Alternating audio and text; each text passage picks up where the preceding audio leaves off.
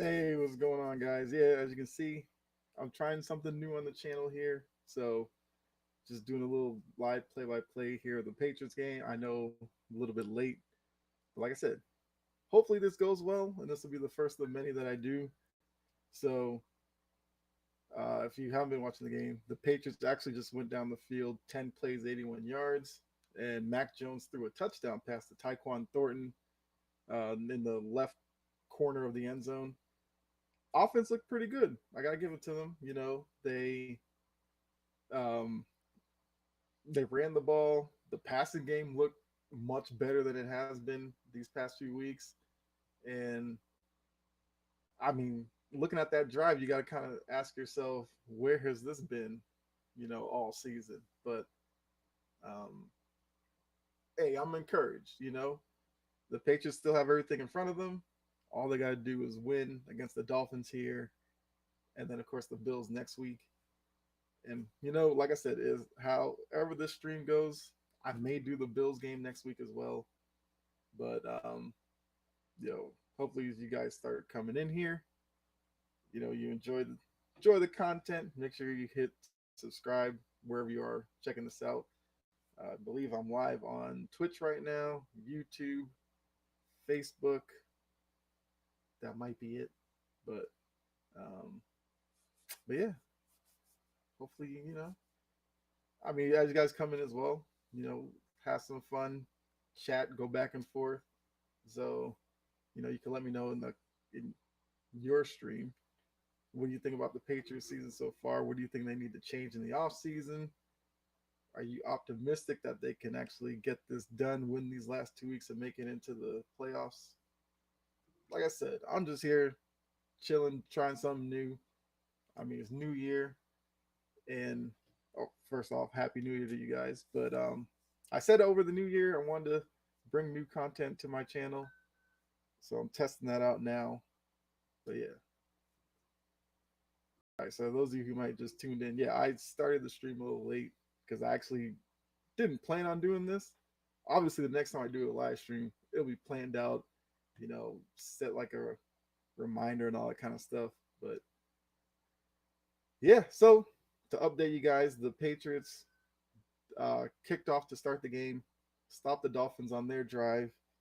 The Dolphins drive, had a questionable couple of calls. There was the one with the fumble from the Jabril Peppers hit, but they called the man down, and then the throw deep to Tyreek Hill, where they ruled him out. I thought that one was kind of close because I thought he might have had his right foot down as he caught the ball, and then his left foot came down inbounds, and the right foot went out. But the ref said, I guess when he possessed it, his right foot wasn't down.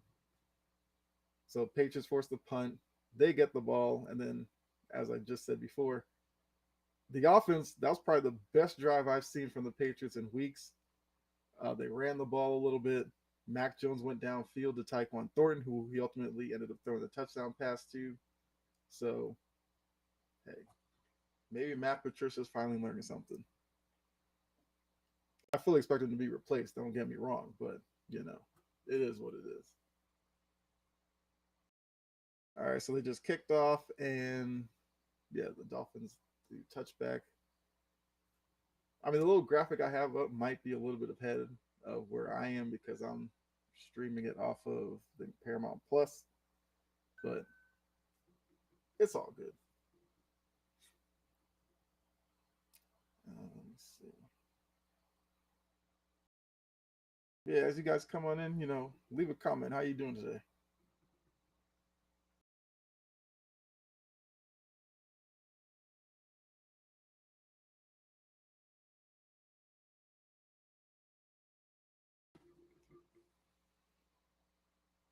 All right. Yeah, just a little handoff for a couple of yards. Also, just to let you know where you can find me. So I have my own show, Chomping at the Bit, over on YouTube and everywhere like that. I also do work on Sports Empire Network. I'm on there Mondays, Tuesdays, and Thursday nights at 7. So make sure you go over there and check me out there. As well as subscribe to the network as well because a lot of big things coming this year. I mean, my hope is, like I said, this stream goes well. I might do some live streams over on the network as well as on my channel. But we'll see. Bridgewater dropped back and he threw a pass out to the right. It was incomplete. It's now 3rd and 7. Let's see if the Patriots can get another 3-and-out drive, get the offense back out there, see if they create some separation. Because we know with the Dolphins, all it takes is, you know, one little simple catch to Tyreek Hill. He could take it to the house. So keep the good momentum right now for the Patriots. But let's see. Bridgewater's in shotgun. Takes the snap. He's looking over the middle. Uche almost got him. Uche's tracking him down. Bridgewater took off, and he got stopped about a yard and a half short. So it's 4th down, and we'll say we'll say 4th down and 1. And we'll have to see what do the Dolphins do. All right, Bridgewater. All right, looks like the offense is going to stay on the field. So it looks like they're going to go for it. So it's 7-0 Patriots. About 6 minutes left to go in the first quarter. All right, Bridgewater took a good hit. Yeah, it was Peppers in on the play. Bentley was there. Duggar was there. So we go 4th and 1. About 10 seconds on the play clock. Bridgewater's calling out signals. Yeah, I don't think they're going to get this playoff. Yeah, too much confusion there. So they call timeout. All right, we'll see what they come back with. I'm assuming they're probably going to do, that quarterback sneak that we're seeing all over the place where send a guy in motion, they stand behind the quarterback and they give him a push. But we'll see what Mike McDaniel and his staff comes up with. Dolphins only have one timeout left, so they've already burned a couple in the first quarter. But, I mean, I can't assume all of you guys are Patriots fans in here. Let me know who's your team and how well you think they're doing this year.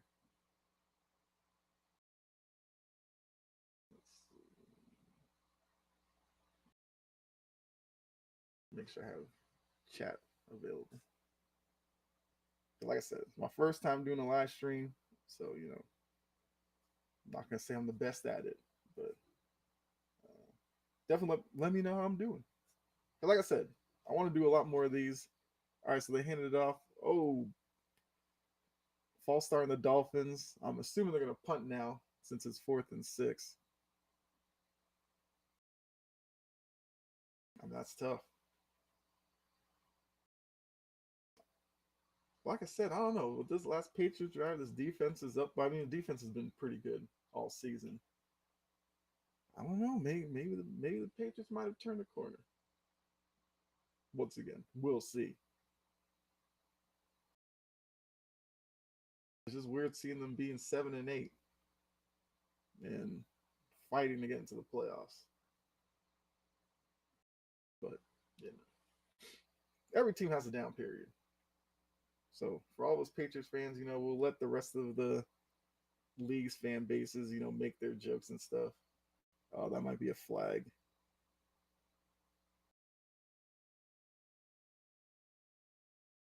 Oh, they didn't throw one. Yeah, they did. Okay, yeah, on the punt, it looked like I couldn't tell who it was, but they ran into the kicker. I'm assuming it's probably going to be roughing the kicker, so the Dolphins might get a first down here. And like I said, the little graphic I have up is definitely ahead of where I am in terms of the Paramount Plus stream. So I'm gonna try to avoid that, so I don't, I guess, spoil the play for myself. But yeah, yeah, I saw it as soon as. I mean, he almost got there. It was Brendan Schooler, who's been a really good special teams player for the Patriots this year. But we've also seen this too in a few games where special teams they get a little too aggressive and had a few rough in the punter penalties. When you're fighting for your playoff lives, that's a penalty you don't want to take, but I can understand trying to be aggressive.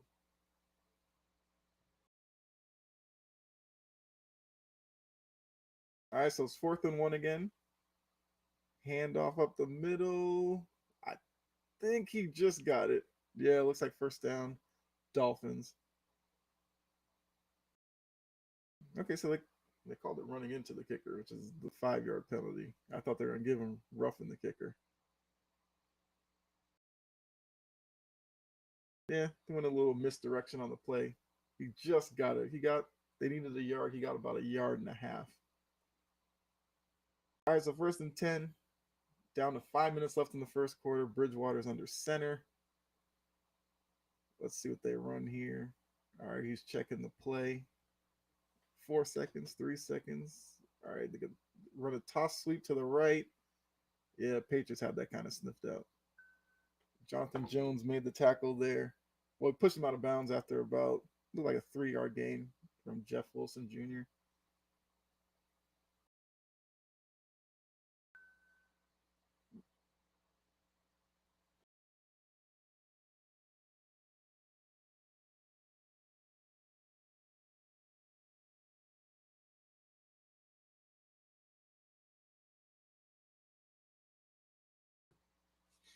All right, Bridgewater's under center again. 2nd down and 8.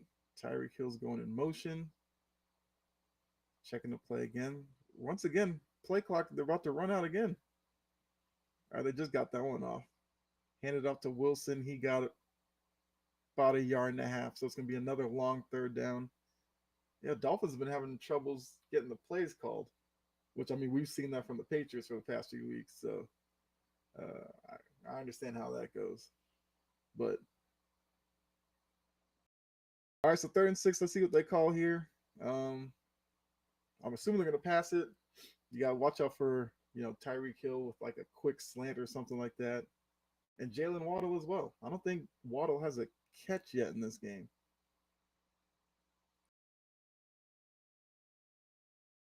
So Bridgewater's in shock once again. The play clock was down to 1. All right, threw a little some pass over the middle. They get the 1st down to Jeff Wilson Jr. He ran like a little, was that like a wheel route? No, he just ran a little simple route over the middle. Found the open space in the defense, caught the pass, and gained a couple of yards after the catch. So they're now in Patriots territory, and the Dolphins are driving a little bit here. We'll see what the defense can do to stop them. All right, 1st and 10. Little toss to the right for Jeff Wilson Jr. He stopped after a gain of about 3.5, a little over 3 yards. So we got 2nd and 7 play coming up. Um, yeah, I see there's a couple people watching. Let me know who's your team. Are you a Patriots fans? If you are, let me know your thoughts on the season so far and whether or not you think the Patriots can make the playoffs. Which remember, they have everything in front of them. They beat the Dolphins and the Bills. They'll get the 7th seed and most likely face Chiefs, Bills, or Bengals in the first round. All right, Bridgewater drops back, play action, 2nd and 6. He's looking deep, and he got Tyreek Hill on an out route down to about the 24-yard line. I mean, that's tough because I think Miles Bryant was in coverage, and we know Tyreek Hill with that speed, it's tough. Well, they had a bracketed. They had a guy underneath. Devin McCourty ran to cut off the underneath route, but the offensive line gave him enough time that he could allow Tyreek Hill to get a little bit more upfield and then run the out route, and he was open. Bridgewater's 4 for 6 right now. All right, hand up off the middle. Wilson, that's a decent gain of about 5.5. This quarter is going by pretty quickly. There's already, there's only a minute 19 left in the quarter. The Dolphins are driving. They've entered the red zone.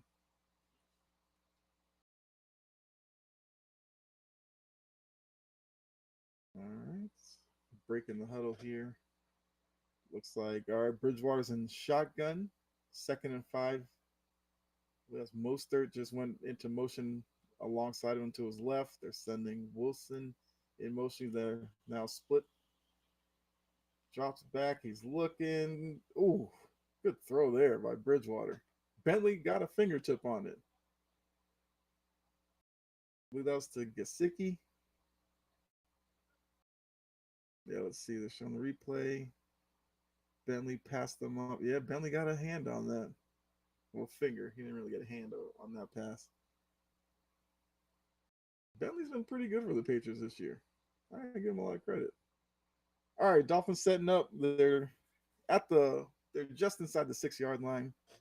Bridgewater's in a pistol formation.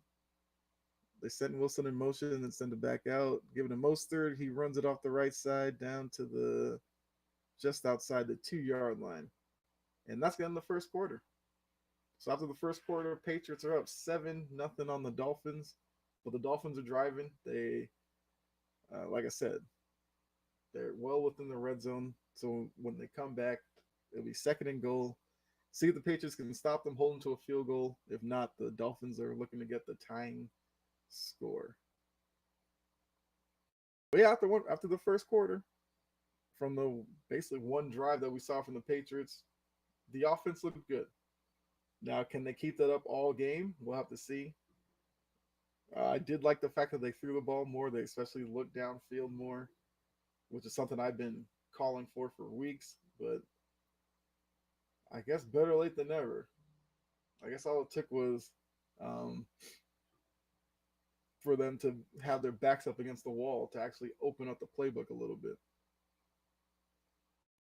Yeah, so in the commercial break, appreciate you guys stopping by. Like I said in the description, kind of just testing this out, having some fun, trying out some new content, and definitely, guys, let me know how the stream looks, how I'm sounding, if you like this or not. You know, be honest.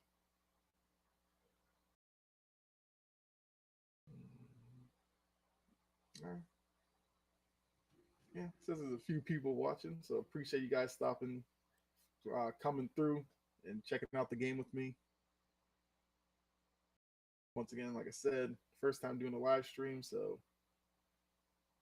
of course I'll get better at it as I do more. But yeah, for 2023, I'll be doing a lot more live streams, whether it's on here or over on Sports Empire Network, where I'm over there Mondays, Tuesdays, and Thursday nights. Monday night Cheap Seats podcast. So tomorrow night, make sure you tune in over there. We kind of just kick it like barbershop style, just throw out topics and talk about them, NFL and NBA. Tuesday nights, I do the Big Three podcast with Dylan and Jordan. Once again, at 7 o'clock, we talk MLB, NBA, NFL, I mean, college football, which that's another thing. You guys check out the college football games, the playoff games last night. I mean, how good were those games? So anybody who thought, TCU and Ohio State might not have warranted a playoff spot or whatever, they held their own. TCU pulled off the upset over Michigan. I mean, Ohio State played really good against Georgia, lost it there at the end, but I thought they showed out well. But um, all right, so the game's coming back from commercial. Once again, the graphic that I have up is ahead of me, but for my stream, they just came back. So second and goal, quick pass to Tyreek Hill. He got a block and yeah, touchdown. He got in. Once again, it's tough when you get Tyreek Hill out in space to, try to corral, especially when you're that close to the end zone. Miles Bryant had a shot at him. Let's see. Yeah, that was a good block though. So yeah, Tyreek Hill basically got in untouched. I think Bryant got like a fingertip on him, and he does his little backflip. So, and he just left that dude hanging in the end zone, who trying to give him a high five. But so they went 13 plays, 75 yards. That's a good drive by Bridgewater. I mean, I know Tua's not playing or whatever, but Bridgewater, he's a good backup. He's capable. He's good enough to win you a couple of games. He's very steady. He knows his limitations. So this one's not going to be easy just because the backup is in there. And I hope Tua gets well. Being in concussion protocol for the third time in how many weeks? Must have been like 8 weeks or something like that. I mean, that's crazy. I hopefully, the Dolphins kind of sit him out and really give him a chance to recover from it. Whether or not he plays again this year, I don't know. I mean, three concussions is a lot for one season, but I know he'll want to play in the playoffs for sure. That's if they can get there. So I wonder if the Dolphins were to lose this game, do they maybe try to push Tua for next week because it's a game that they're definitely going to have if they want to get in. Whereas if they win this game, with them being with 8-7, I think they would pretty much clinch with the win. So maybe you then hold out uh, Tua for another week and just save him for the wild card round. I don't know. We'll see. I mean, the Dolphins haven't really done right by him all season. I doubt they're going to do that again now. So, yeah. But here we go. Lineup for kickoff here.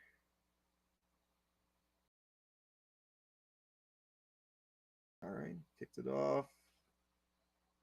And out of the back of the end zone, so a touchback. All right. So let's see what the Patriots do in their second drive coming out starting at the 20.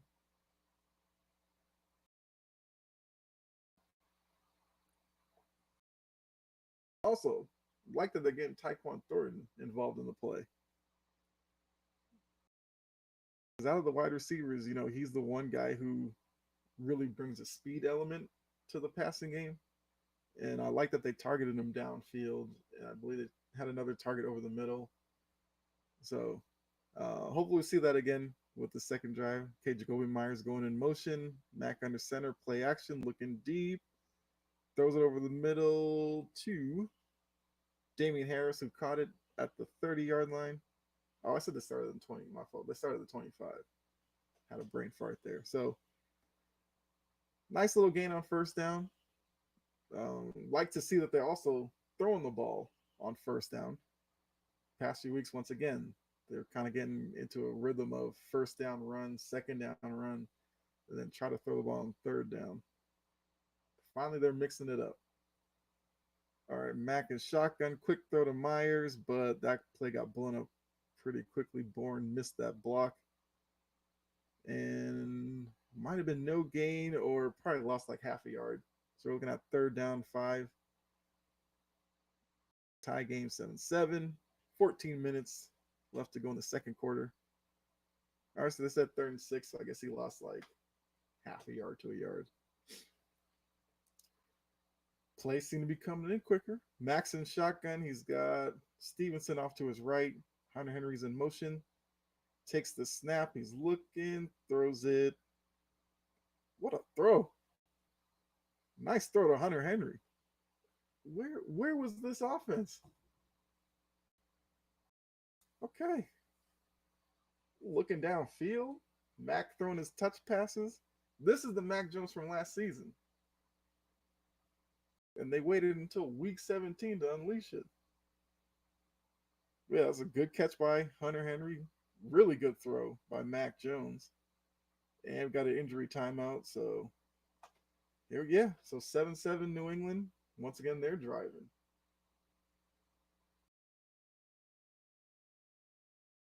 Yeah, like I said, good start for the Patriots offense. I'm encouraged by it. We'll have to see when the defense comes back out how they can hold up against the Dolphins offense that just had the nice long drive. Could we be looking at a shootout here? I don't know.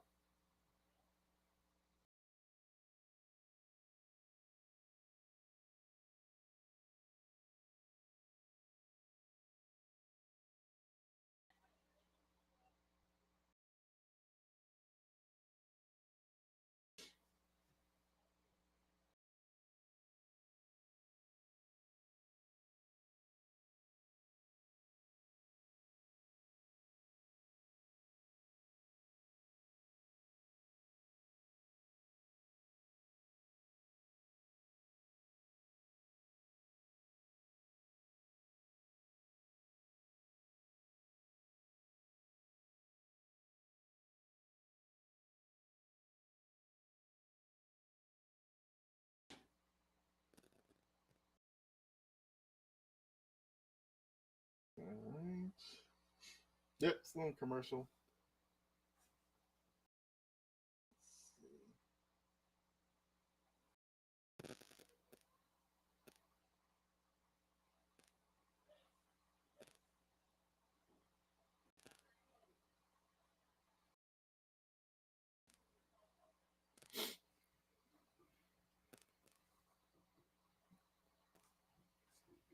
or in commercial. But yes, how you guys doing?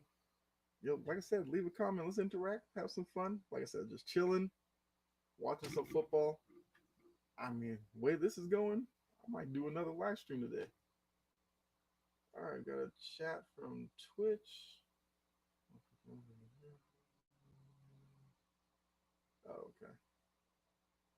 Appreciate you tuning in.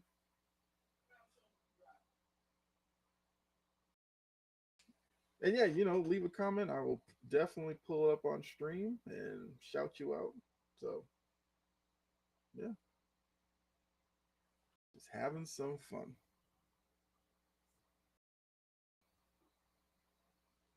Yeah, you guys having a good start to your 2023. Like I said, I know I am. All right, so we're back. Shotgun, Mac Jones dropped back, and the pressure got to him. Yeah, the pocket collapsed on him pretty quickly there. That's Christian Wilkins for the Dolphins, who got the pressure up the middle. Well, first the pressure came off the edge. Max stepped up, but yeah, there was nothing really to step up into because Wilkins was right there. So that's the first time the Dolphins defense really got to Mac so far all game. Oh, he did the Matt Judon celebration. Okay, shots fired. So now it's second 19. Hand out to Ramondre Stevenson. He has a nice little opening. Okay, he breaks through in where they spot him. Ooh, I don't know about that spot, but they spotted him about a yard short.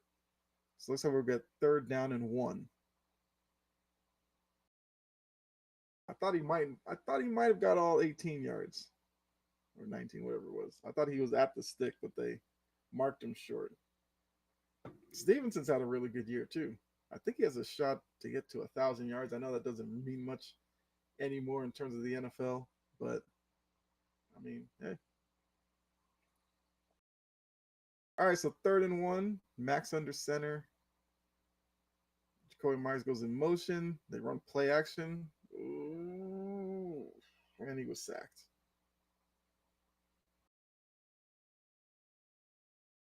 I mean, I understand play call. You're hoping to maybe catch them off guard, but I think Ramondre might have missed the block or he didn't fully get it. And that former Patriot Landon Roberts got the sack on that one. And Mac actually almost lost the ball. So now we have a punt. And all right, wasn't blocked. That's also been an issue for the Patriots this year. And Matthew Slater almost kept it out of the end zone, but it went about a yard deep into the end zone for a touchback and going to commercial. So when we come back, it'll be the Dolphins ball at the 25. 7-7 game, second quarter, 11-19 left to play. Even with that drive, it still looks different than the past few weeks where it's just been frustration with each drive. So, like I said, looks like they're opening up the playbook, and I'm all for that.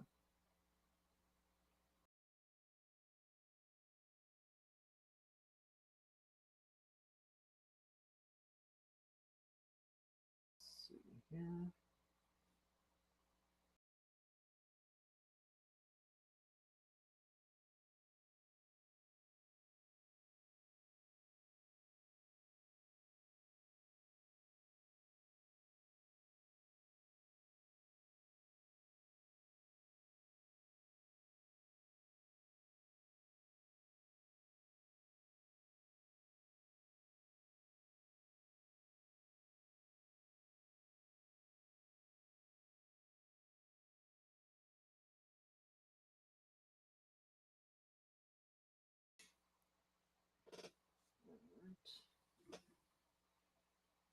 But yeah, so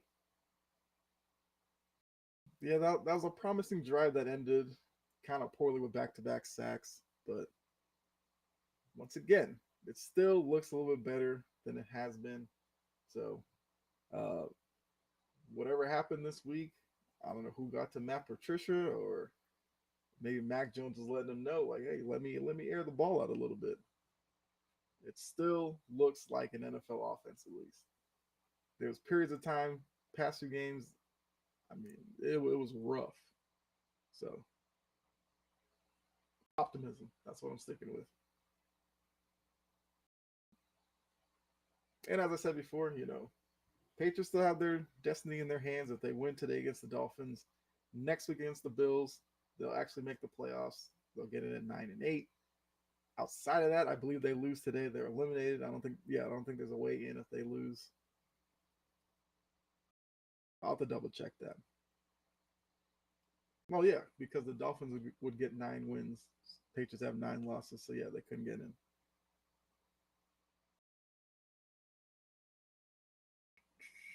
All right, and we're back from commercial.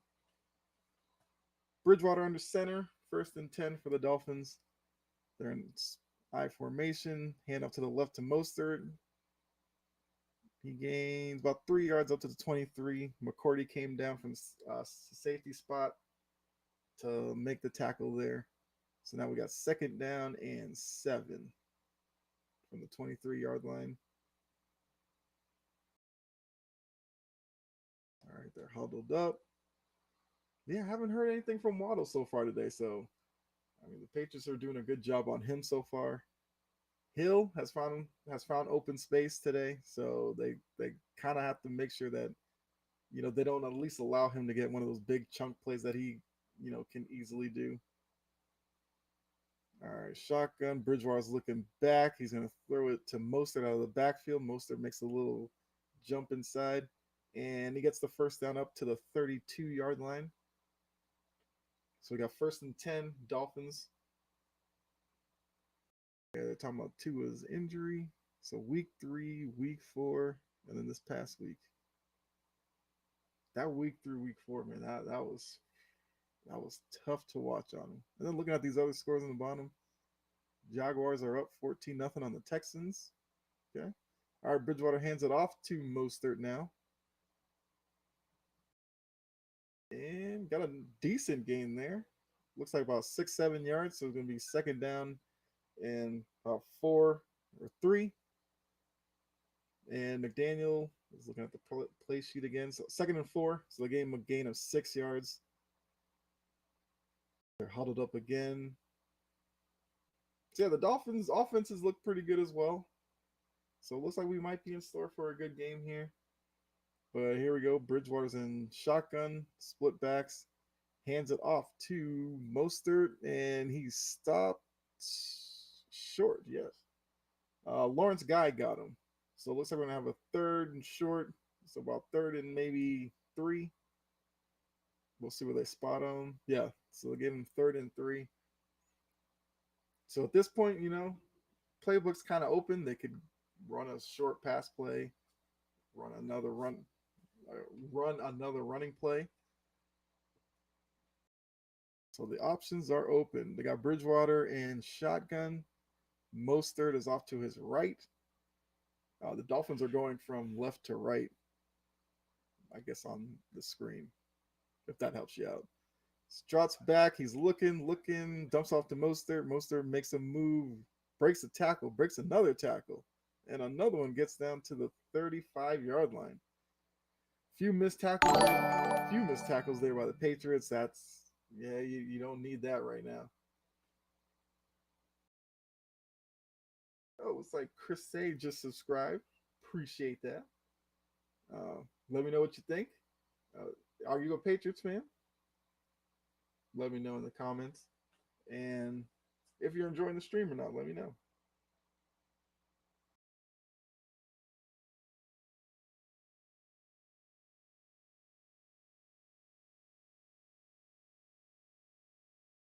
All right, so Bridgewater's under center, and they just burned their last timeout. So this has been the one issue with the Dolphins' offense so far.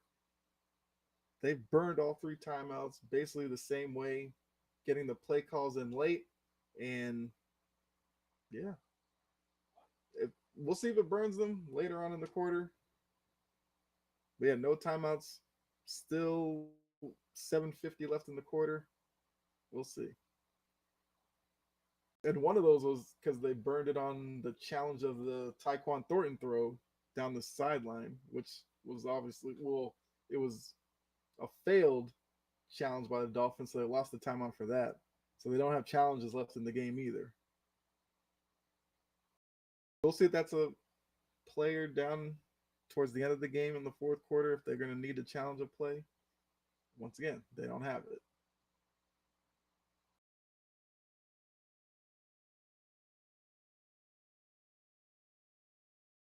Yeah, so we're in the commercial right now.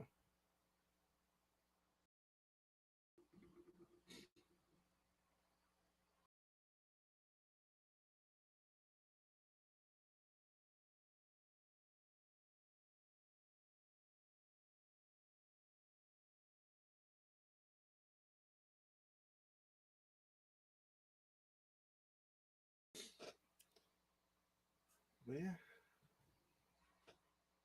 So as we're still in commercial here, let me know how you guys are doing. I mean, that passed the Mostert. He broke like 4 or 5 tackles. Not a good sign when your playoff lives are on the line. But, I mean, I think with a couple of them, they're trying to get that knockout hit. The one where they kind of lean their shoulder and don't wrap up. One of the things I hate to see defenders do, but trying to cause a turnover. It is what it is. But now the defense is going to have to really regroup and you know try to stop them because right now the Dolphins have taken the momentum after that Patriots drive, well, their first drive when they drove down the field and got the touchdown. The Dolphins came back with their second drive, scored a touchdown. Then the Patriots are stopped on their second drive, and now the Dolphins are driving again. So they definitely need to make sure that they keep the Dolphins out of the end zone here. At least they need to stop them to just a field goal attempt.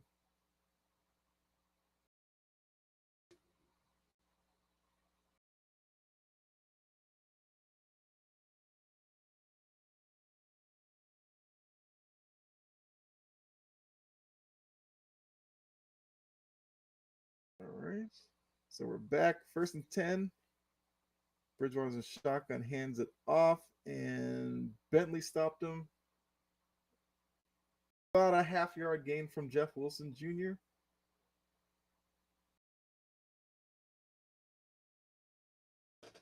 Like I said, I think I said this a little bit earlier that Bentley's had a really good season for the Patriots. I didn't know much about him when they made that draft pick a couple of years ago, but I think he's been a really good replacement for Dante Hightower.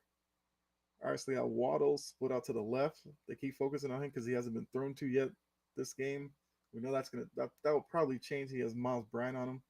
Bridgewater's under center, 2nd and 8, and they hand off the middle to Jeff Wilson, and he stopped again. This time by Raekwon McMillan. I believe that was another. It was a gain of a yard and a half. So it's going to be 3rd down and long for the Dolphins here. And, see what they come up with. So far, the Patriots. If the Patriots can stop them here, that'd be a good way to recover after that long play from Mostert where they missed the 4 or 5 tackles. So it's 3rd and 7. Waddle is out to his right in the slot, and then Tyreek Hill's coming in motion.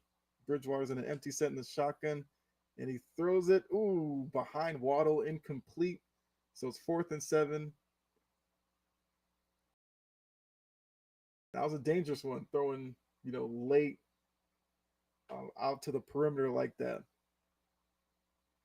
Waddle was open for the first down. Like I said, the pass was just behind him.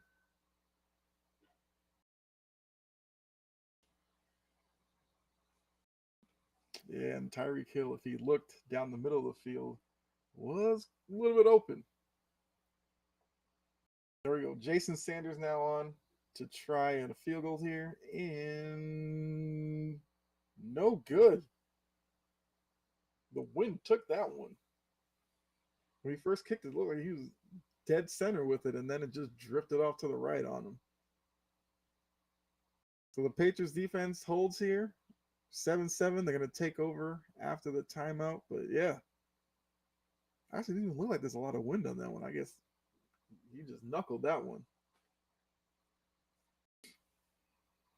So yeah, so just to recap, it's 7-7. Patriots defense just held on that possession. Dolphins just missed a pretty makeable field goal, but the ball drifted to the right on him, just wide of the uprights. And the Patriots will take over. Pretty good field position. So let's see if the offense can regroup, come out. Mac Jones hit a couple of plays in the passing game, get the run game established again. See if we can put some more points up on the board. Guys, I keep saying, so far, offenses look good. The defense, outside of that Mostert missed tackle play on this simple little pass out to the flat, defense has been pretty good. I mean, even on the touchdown drive by the Dolphins, not like they gave up, any ridiculous plays or anything like that. It was just Tyreek Hill just found spaces in the defense, and he'll do that to anybody.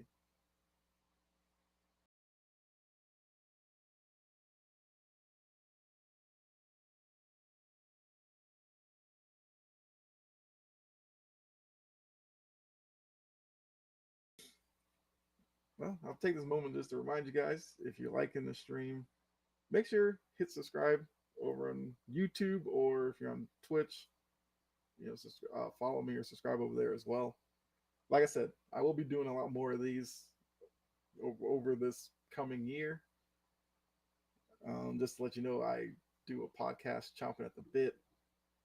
Been kind of doing that for a couple of years now, but want to definitely branch out. So we'll be doing some of these live streams with play by play. I'll probably bring some gaming streams on over to my channel as well. I'll most likely do sports games, but we'll see. Also do first person shooters. Probably stream God of War. Haven't played it yet. I had it with PS4, but once I got the PS5, I was like, I'll definitely have to play it now. So I'll probably play both God of Wars. Maybe try streaming that as well. But yeah, so make sure you, like I said, subscribe, because big things are coming to the channel this year, and I really appreciate you guys tuning in. First live stream, so having fun with it. Patriots take over 41-yard line. Maxon's, Trent Brown with the false start there. That's kind of been another issue for the Patriots this year, the offensive line and the consistency, the untimely turnovers by them, especially Trent Brown. Trent Brown's had I don't know. I don't know how you would grade out his season so far, but I feel like it hasn't been as good as previous years with him.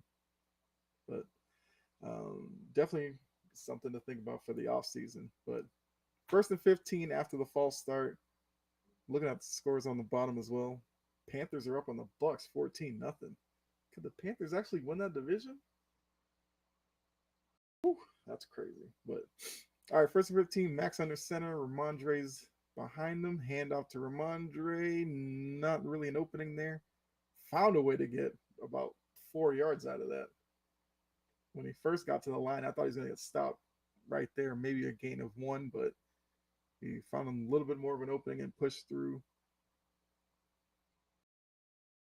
So we're going to have a second down and 11. Yeah, Jalen Phillips had the tackle there. Rocking number 15. Rocking the wide receiver number. Maxon's shotgun, second and 12, actually. He's looking. Yeah, there was nothing there.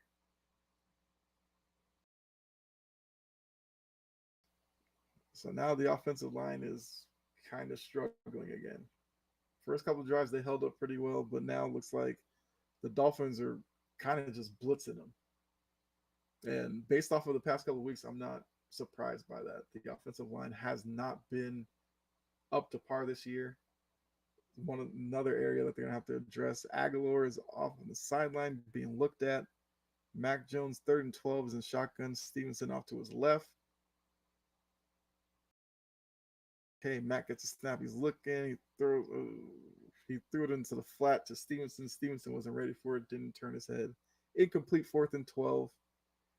And the punt team's coming on. So that drive looked a little bit more like the past few weeks, where you get a penalty that sets you back, and then, yeah, that just kills the whole drive. So punting from their own 39, was Pilardi. I guess Jake Bailey's still out. All right, fielded at the 20, gets up to about the 32. And the Dolphins take over there, but we have a flag on the play. I'm going to assume block in the back. Well, let's see what the call is.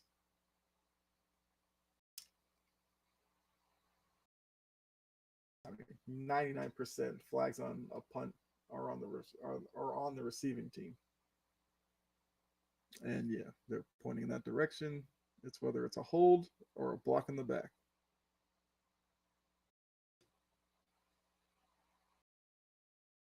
And it's holding. So it's going to be what, 10-yard penalty and on Elijah Campbell. And we're going to break. Well, they're just on the replay. Yeah, that's a blatant hold. He grabbed Slater up around the shoulder pad and dragged him down. So clearly holding play. All right, so another break. Just to recap, it's 7-7 right now. Getting down to the end of the first half here. During the half, if some of you guys are still on at the half, then stay on. I'll still be here if you want to throw out some questions for me or whatever. Talk about what you've seen in the game so far. Once again, we are just chilling and having some fun. And also, if you see, all my socials are there running on the bottom of the screen. So make sure you follow me wherever you want to. YouTube, Facebook, Twitter, Instagram, TikTok. It's all running there at the bottom. So like I said, look me up. I'm putting out as much content as I can, especially on TikTok. Kind of late to the TikTok party, but I usually go over there and kind of talk about maybe some breaking sports news or mess around with the filters there and have some fun over there as well. I also take this time again, see a couple people are watching. Appreciate you for tuning in. Let me know how you're doing in the chat.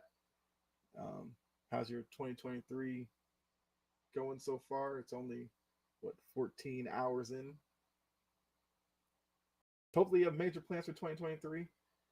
I know I definitely do. I kind of spoke about it earlier. Have a podcast, jumping at the bit, adding live streams. This is the first one I'm doing, so hopefully you're enjoying this. And then I do like YouTube shorts now. Basically just take TikTok videos, put them over there. Bringing some gaming content at some point. I just don't know when. But yes, definitely planning on some big things for the channel. So that's why you need to subscribe or follow, notification bell, hit all that.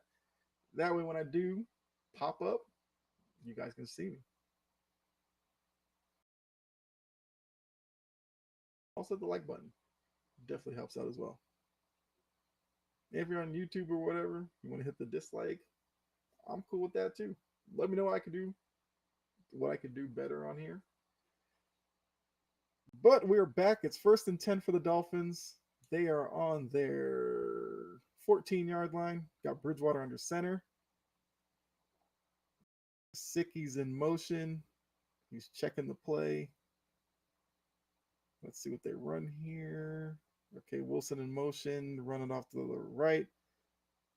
That was Mostert. He's up to the 19-yard line. There's a nice little 5-yard gain there. But yeah, like also as I said earlier, Bridgewater. This is what you're gonna get from Bridgewater. They'll establish the run. You can run some play action with him. He's not gonna really venture out of the pocket too much. He's just a steady quarterback. I think at this point in his career, I guess he's gonna be a backup, but I think he could be a starter in the league somewhere. All right, he's an empty backfield and shotgun. 2nd and 6. He's looking over the middle. He finds Gesicki. No, that's Smith, sorry. For the first down, so it's 1st and 10. We're coming up on 4.5 minutes left to go in the second quarter. Yeah, talking about the Dolphins season, starting off 3-0, went 0-3, then 5-0, then they lost 4 straight. So yeah, they got 2 teams here battling out for that final playoff spot. Both teams aren't playing their best football right now, so something's got to give. Either the Dolphins get a win here, clinch a spot, or the Patriots win here, and then we get some drama next week. All right, Bridgewater dropping back. He's looking. He throws the out to that's Wilson, and he got about 9.5 there, so it's gonna be second down and very short.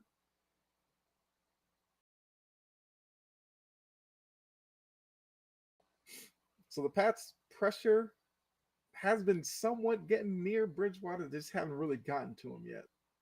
And and if you don't do that, Bridgewater will dump it off and play the short game all day. He has no problem doing that. And it's just going to kill the clock on all these drives. Well, they're in a I formation, and he hands it off to Wilson. Got a nice little opening there. He gets the ball up to the 47-yard line. Nice game by Wilson there. I believe Duggar had the stop. Yeah, he ran it.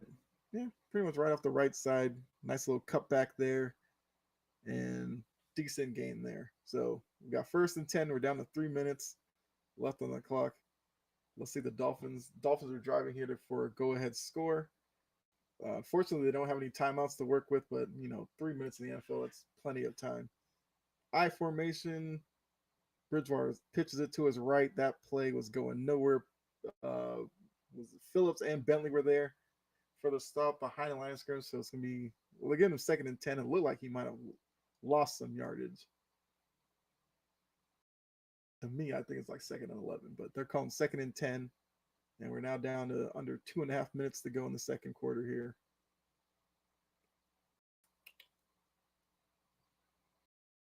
All right, so they're coming out of the huddle. So they have to run one more play before the 2-minute warning. Bridgewater's in shotgun, split. I think it's Wilson to his right. No Mostert. Tyreek Hill went in motion, and the defense gets him for the sack. They finally got to him. You go with Wise on that one. I think that was I can't pronounce his name. Ekubale, I believe, coming up the middle. There was like 3 guys at him. So the defense finally gets to him. We're at the 2-minute warning. That's going to have to be a major part to this game. The guys up front getting pressure on Bridgewater, because Bill's going to want to put a lot of guys in coverage, especially to deal with Tyreek Hill's speed. Coach Dante, what's going on, man? So for you guys don't know, Coach Dante's over on Sports Empire Network, and he's the king of the live streams over there. Yeah, so Dante, I'm just trying one out on my channel just to see, how I do with it. I'll definitely do one with you for sure.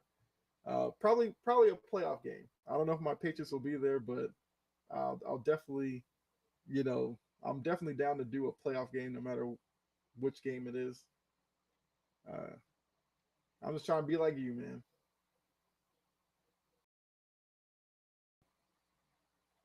I haven't seen the score in a while, Dante. How the Texans doing? They're playing with the Jaguars. I think the Jaguars are going to win that one because I think they're going to win the division. But I know the Texans come to play every week.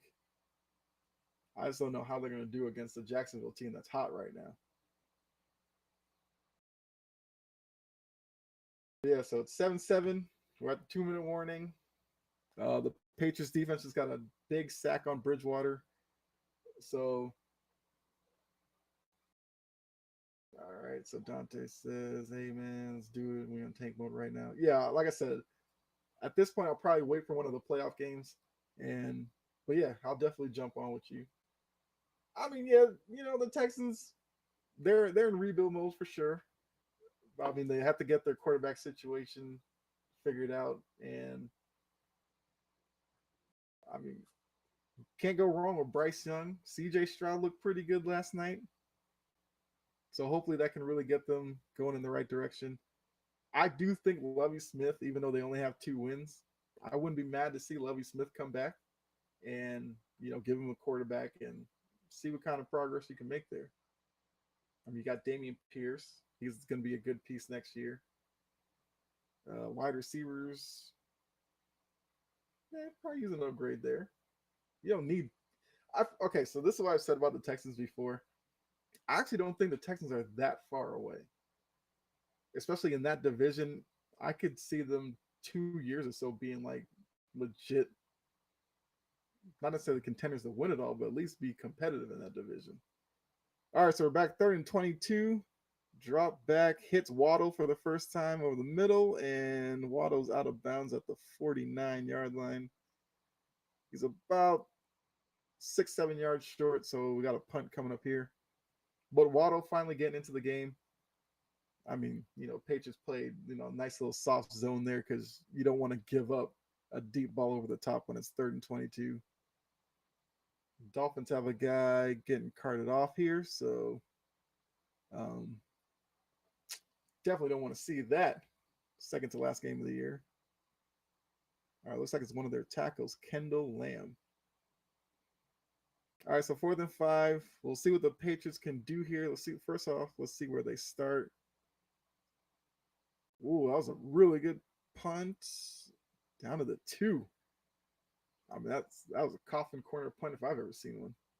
But Patriots will start their own 2 yard line. Minute 45. We'll see what Mac Jones can do. All right, let's see. Yeah, but it's already out there. The Texans may fire him. Just depends on how he does the last 2 games. They're going to evaluate Lovie Smith after the season. I mean, yeah, I guess. I guess that's the standard operating procedure here. You only have 2 wins, and I feel like the team has to evaluate him. But I feel like the circumstances in Houston right now, just try out some stability and see what you have. If you're gonna keep going after coach like that, what can you really build there? I wouldn't mind if they keep him. Yeah, I think they should. So hopefully they do. We'll see. All right, so 1st and 10, handoff. Damien Harris will hole up the middle. He's got a first down. That's what you want on your first play when you're backed up against the goal line. Get some yards, and he got more than enough. He gets the first down. So they have 2 timeouts to work with, minute 30 to go. Yeah, that was just great blocking up front by the offensive line. And then Harris ran over the Dolphins defender there. So minute 20, 19, 18, 17. Mac Jones is in shotgun. Takes the snap. He's looking downfield. Dumps it off to Harris. Harris again running over guys. Gets about 9 yards there. We're down to a minute to go. No timeout yet, so I guess they're going to play this out. So up to the 22. Shotgun again, looking. Offensive line holds up. Mac Jones going deep. And yeah. Too far for Tyquan Thornton. I like that they're getting Tyquan Thornton involved here.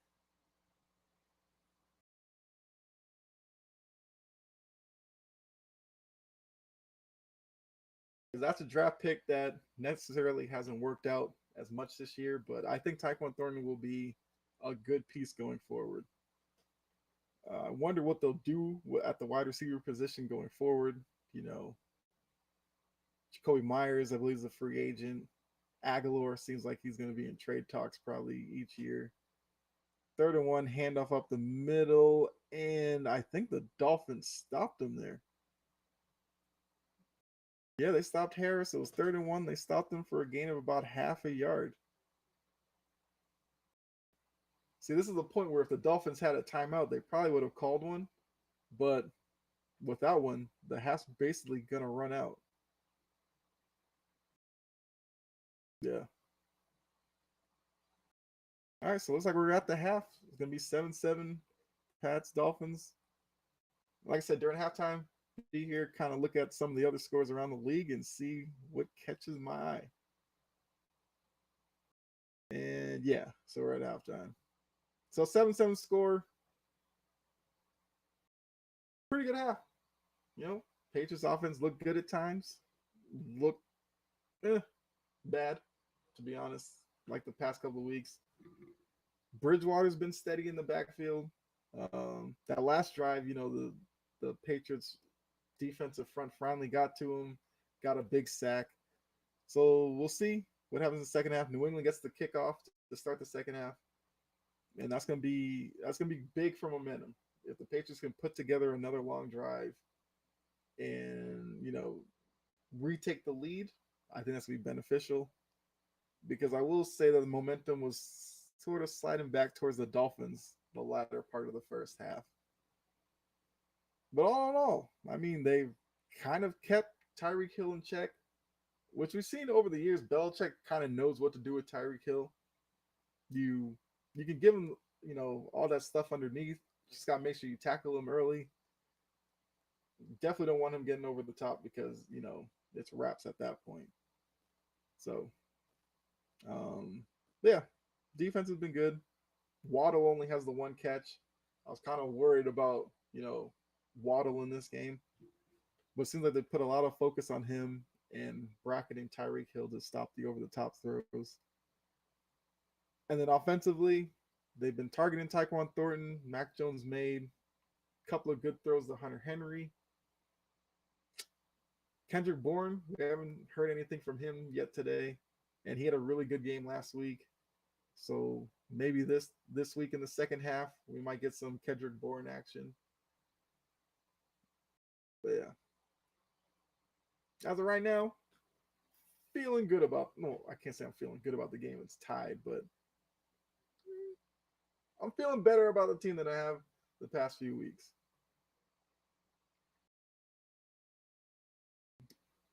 But yeah, so just remind you guys, um, chomping the bit. It's my channel here. Make sure you hit the subscribe button if you haven't. I really appreciate that. Got some big things planned for 2023. Uh, to Coach Dante, who brought his comments up on the stream, he's over on Sports Empire Network right now with a live stream. Go over there, show him some love. And as I said, playoffs, you'll catch me over there with Dante on one of the streams, and we'll just have some fun. Talking football. Uh, Trying to think which game I'd want to do, but like I said, I'll get with Dante about that one.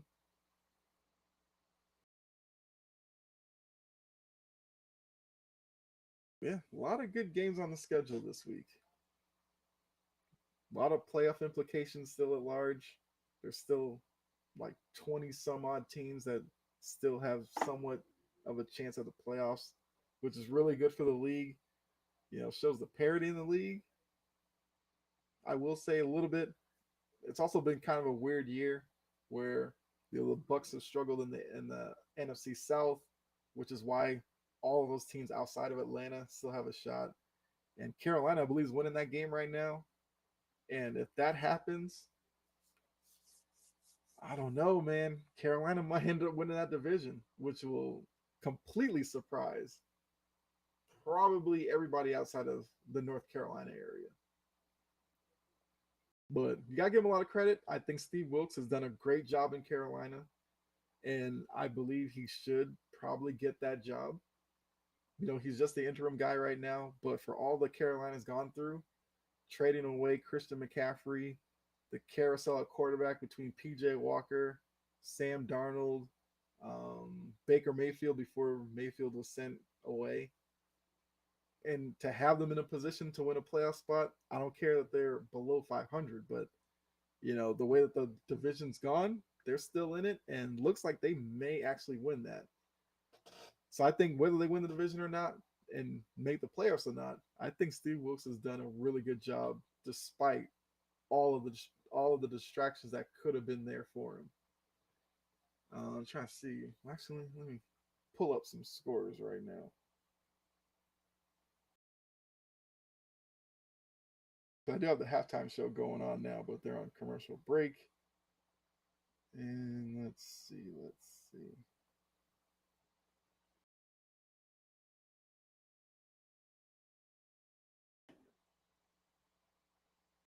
All right, hit scores. Mhm.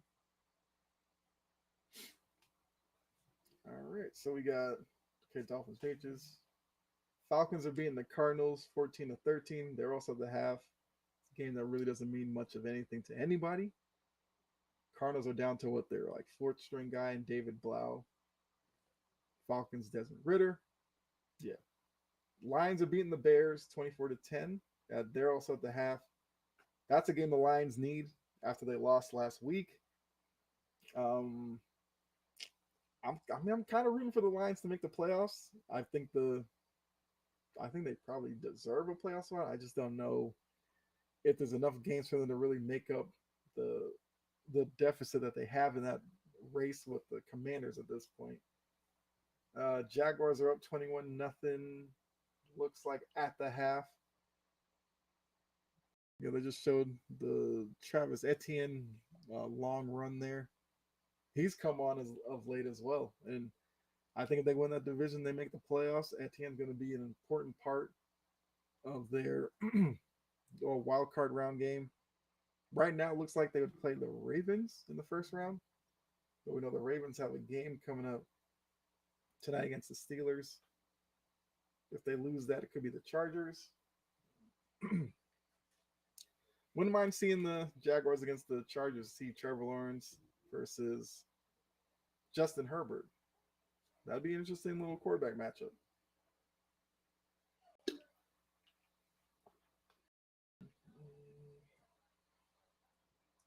All right, let's see. We got Chiefs Broncos, game that's much tighter than most people probably thought. Although when they played a couple of weeks ago, Broncos played them tough until Russell Wilson, you know, took that big hit and was out with the concussion. Chiefs are only up 13-10 right now. The Giants are up on the Colts 24-3 at the half. Saints are beating the Eagles 13-0 at the half. The Eagles don't really have much to play for, but we'll see how that one goes. We have Panthers Bucks. The Panthers are up 14-10 at the half. Once again, Panthers win their last two games. The Panthers win that division and will probably, I don't know, they'll probably make some Panthers fan a lot of money. I'm sure they have long shot odds of winning that division. Commanders, who I was just talking about in terms of the Lions, they're up 7-3 on the Browns right now. They're in the third quarter. Then everything else has yet to play. Well, let's take a look at the other games as well. 4 o'clock schedule. We got 49ers and the Raiders. We could talk about the Raiders situation real quick. Derek Carr is away from the team because of basically if he gets injured the last 2 weeks of the season, then was it like he's due for some like big payday or something, or his contract's like it's some weird contract situation. So because of that, he's stepping away for the last 2 weeks. I think with a move like that, Derek Carr probably needs to go in the offseason. Where he goes, I don't know. You're going to hear a lot of rumors about the Jets because the Jets quarterback situation is a mess with Zach Wilson. They'll probably talk about the Patriots because, not a lot of people are buying into Mac Jones, and Derek Carr will be seen as an upgrade over Mac Jones. Although I think the Patriots' issues are more offensive coordinator than necessarily Mac Jones, but I can't lie to you and say that Derek Carr isn't a better talent at quarterback than Mac Jones is. But we'll see where that goes in the offseason. That's going to be an interesting little thing to watch. Actually, in terms of quarterbacks, there's a lot of interesting storylines. Derek Carr, a lot of talk about Tom Brady possibly going to Miami, maybe going back to New England. I don't know about that. San Francisco, even in San Francisco, Trey Lance got hurt early this season. Does he necessarily just get the starting job next year? Do they bring in like a Tom Brady and then have Lance sit another year? But then if that happens, that means Garoppolo's gone. Where does Garoppolo go? I'm sure the rumors will be Garoppolo to the Jets, Garoppolo to New England, Garoppolo to Vegas because of the connection with Josh McDaniels. Carson Wentz, got his starting spot back in Washington. But let's say he struggles today and they have to use Heineke again. What do they do with Carson Wentz? What other quarterback situations are there around the league? I would talk about Miami, talk about this a little bit earlier in the first half here, but the whole Tua aspect. 3 concussions this year. Like I said, he's in concussion protocol again. What does that do for his future? Because as we know from the past few years now, you don't want to mess with these concussions because they lead to long term effects down the line. So, I'm sure Tua is going to want to come back and play, but does a family member maybe get to him and stop him from himself? I don't know. And I also said, I feel really bad for him because he was actually having a really good year, a really good season, and a lot of people had doubted him whether he could be a starting quarterback, but he looked like one this year. And to finally have some success and then have all this happen to him, you gotta feel bad for him. But looking at the other 4 o'clock games, well, actually on that 49ers one, Brock Purdy. I mean, a testament to how well built this 49ers team is. That Brock Purdy, not the most talented guy, he was Mr. Irrelevant for a reason, but he's gone in there. Seamless transition from Lance to Garoppolo to now Brock Purdy. And they seem like maybe the most complete team in the NFC. I'm sure the Eagles and their fans will have something to say about that. Or the Vikings, who've been probably the most disrespected. What are they like 13-2? They 12-3 team in NFL history that I can remember. Let's see what other 4 o'clock games. Jets Seahawks, pretty much an elimination game there. Loser of that game basically doesn't have a chance to get into the playoffs. The winner, slim chances. So, a lot to play for in that game. Vikings Packers. The Packers are trying to fight their way into the playoffs, and a win over the Vikings is vital for them. The Vikings need to hold off the 49ers for this 2 seed, and they also have an outside shot at the 1 seed, especially if the Eagles lose today. They would be, I believe, in a virtual tie at that point. So, a lot to play for there. Also for the Vikings, if they could get a win in Lambeau Field against the Packers, I think that's kind of a statement win. I know the Packers are bad right now. Well, not bad, but they're not as good as previous years. I think for the Vikings, for their psyche, a win like that would be really good for them. And give some legitimacy to their record this year. Um, Rams Chargers. I mean, can Baker Mayfield play spoiler? The Chargers are already in the playoffs. It'll just be for the Rams. It's just having fun right now. Can Baker Mayfield, I guess, make it so that he's part of their plans next season? We know the issues with Matt Stafford and that neck, spinal cord injury or whatever, and that's always been scary to me. So we'll see what happens there. And then Steelers Ravens tonight, great game, a lot on the line in that one. They just kicked off the second half and it's out of the back of the end zone, so touchback. And Mac Jones and the offense will get their first touch of the ball here in the second half. We'll see what they do here shortly as they're coming out into the field. But yeah, so Steelers Ravens, a lot at stake in that game. Steelers have an outside shot to make the playoffs. Mike Tomlin's trying to extend his consecutive season streak of above 500 football, or at least 500 football. But now 17 games, that's out of the question, so it's above 500 football. And the Ravens, they're in the playoffs, but they kind of have to make sure they stick to the 5 seed if they don't win the division, because at the 5 seed, they'll get the AFC South champion, which is better for them than having to play, um, you know, possibly the Chargers, or if they drop back, Bengals again, Chiefs, something like that. And then Monday night, I believe the last Monday night game of the year, Bills Bengals. I mean, that's game of the week for me. Both teams fighting for the 1 seed. Joe Burrow, Josh Allen, sign me up. But here we go. 2nd and 10, pass out to the right to Damian Harris. He plows through for about a gain of 4, so looking at a 3rd and 6 here. And let's see what Matt Patricia can dial up. Would love to see more of the kind of downfield action from the first half. We'll see. Mac Jones going to be in shotgun. Got Ramondre Stevenson off to his right, 3rd and 6. Tyquan Thornton went in motion from right to left, dropping back. He's looking deep. He's throwing deep.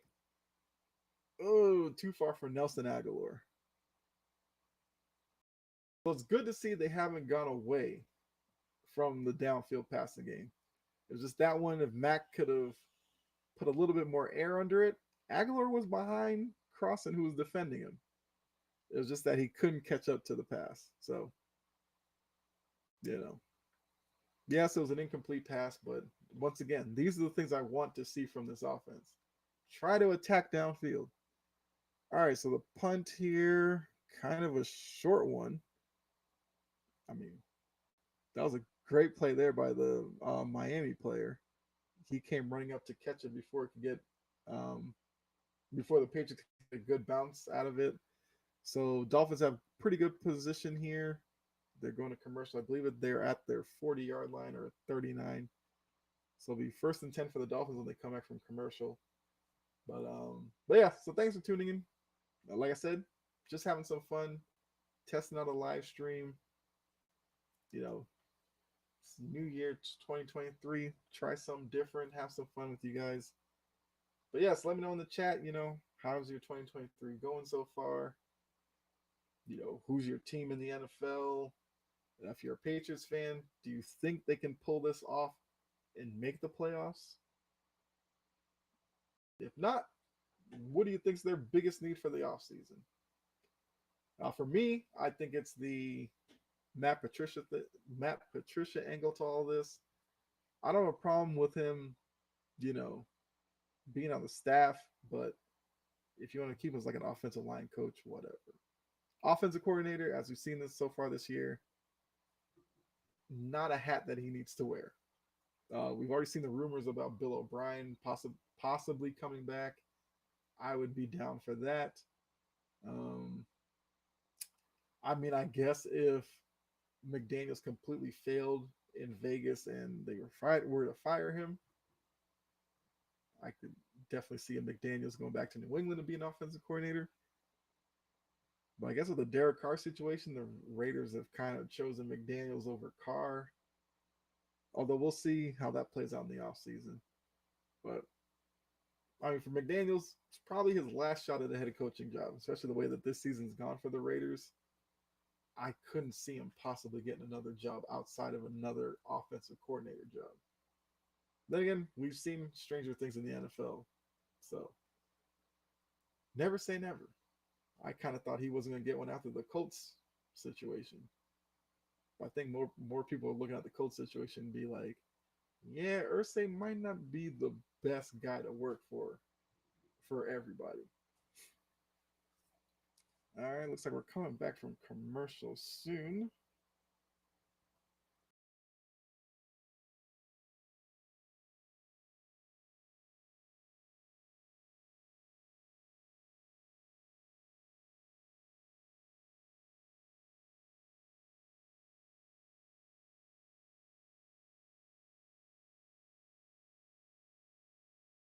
All right, so 1st and 10 at the 40. Ooh, run off the right side. And who is that? Is that Peppers? Peppers. Yo, Peppers has been all over the field today. Stopped him. Minimal gain. He basically fell over the line of scrimmage. It's going to be 2nd and 10. They're talking to Kendall Lamb here. I guess he's questionable to come back. All right, so they call 2nd and 9. It's 2nd and 10. Let's see what they line up in. Looks like Bridgewater might be in shotgun. Yep. Sending a man in motion. Drops back. Looking deep. And McCourty, no. McCourty dropped the interception.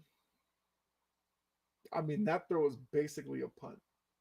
I don't know what was going on there. Yeah, hit off his face mask. Well, that's why he's not a wide receiver.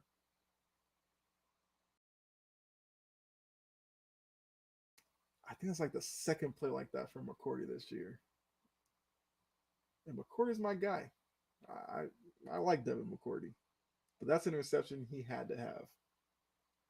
Well, we'll see. 39. If they convert here, remember that play. Keep that in mind. That dropped interception. What camera angle was that? And out of bounds. So the defense holds all together. We'll have to see here with this punt from the Dolphins, whether what the field position looks like compared to the dropped interception by McCourty. Although if McCourty picks that off, even though he was going to the ground, he had like nobody within 20 yards of him. So he could have gotten up and would have probably had a decent return out of that. So here's the punt fielded. Okay, Miles Bryant makes the first guy miss, but not the second one. So Patriots will take over inside their 10. Looks like about the 9.5 yard line. We'll see what the offense does here coming out of this break. So 13 minutes to go in the third quarter. It's 7-7 still. Just to let you know of any new viewers coming in. First time doing a live stream. I have a show chomping at the bit. This is the channel that it's on.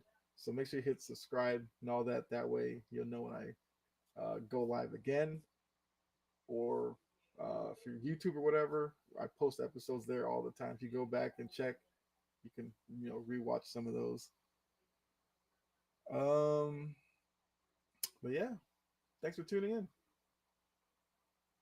Coach Dante came through for a minute there before the halftime. Appreciate that.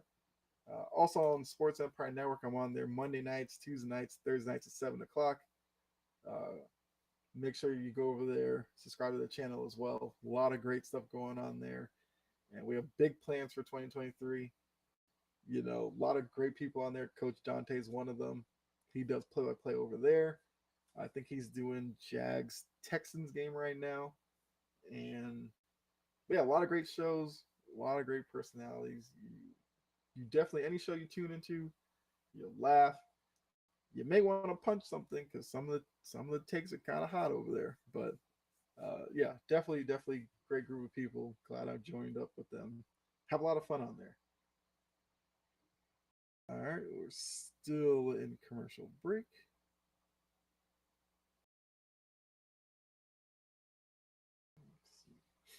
See a few people have hit the like button. Appreciate you guys. Um, and also, like I said, you let me know what you like. Let me know what you want me to change about the live stream setup. I am all open for it. So, and also, yes, leave comments. I'm open to them. If you have a comment on what's going on in the game, I will bring it up and we'll just go from there. All right, so we're coming back from break here.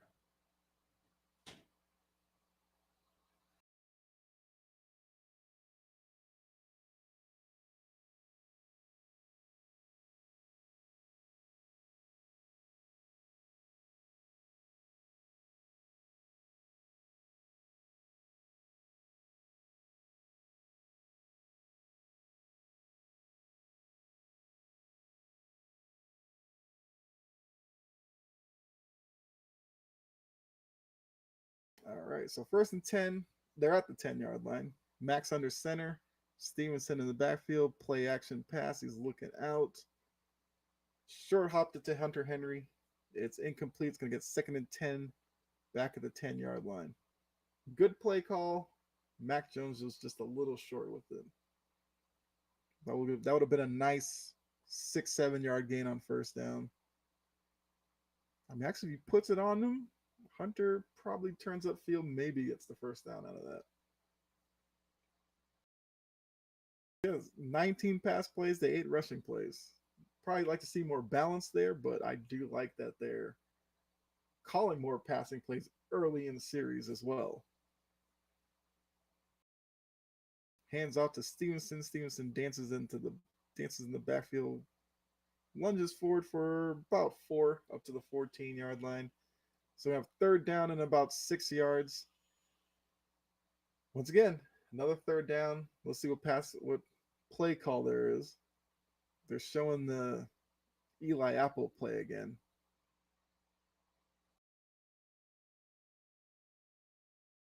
Yeah, we know the narrative. Mac Jones is dirty. Ah, all right, shotgun. Mac Jones looking, throws. Oh, Stevenson got to make that catch. That was a good throw by Mac. You know, it was over the middle. Stevenson, full head of steam, was out in the open. He makes that catch. He gets the first down easily, but it went through his hands. And now it's another short drive. Yeah, that's not what you want. So, got a punt coming here from Pilardi. Doesn't have the strongest leg. The Dolphins should get good field position here. Gets at midfield and stopped at about the 41.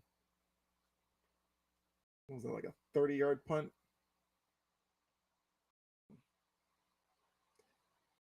Where's Jake Bailey? No kidding. Somebody's down. Is that Bentley? I think that's Jawan Bentley down on the ground. So got an injury timeout here. Bentley's had a good game. If he is hurt for any stretch of this game, that could really hurt them, especially in the run game. And he's been pretty good in the pass game over the middle.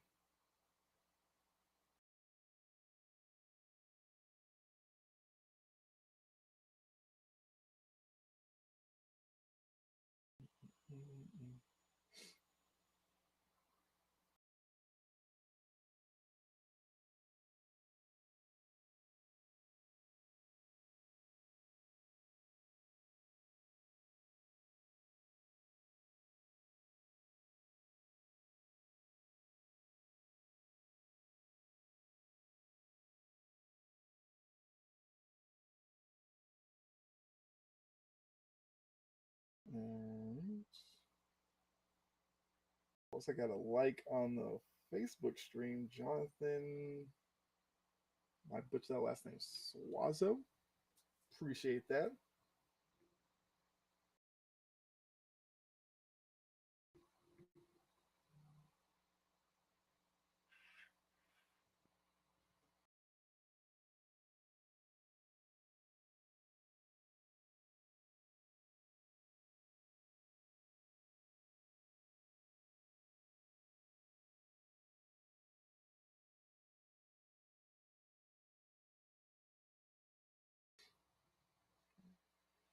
But yeah, so as you guys kind of come in and out, just testing out live streams, having some fun here. New Year's Day, checking out some Patriots football. Uh, will be something I do more regularly in 2023. I'll try to do the Patriots game next week. Maybe do a couple other games. I don't know. We'll see. I might do another game today. Don't know. But make sure you hit the subscribe button, notification bell. That way when I do go live, or if I record an episode on my podcast, you'll know about it. And like I said, a lot of content coming your way 2023. So um yeah, a lot of fun here. All right, so they came back. Bentley is up on the sideline, so he's not in the game right now, but it looks like he might be good to go. Bridgewater drops back. Oh, that was a great pass over the middle. Oh, Jalen Waddle. I said it. Second half, expect to see some Jalen Waddle get some throws his way. Peppers came off the edge, almost got to Bridgewater. Like I said, Peppers has been good, and that was a good tackle there in the secondary because Waddle almost snuck through there.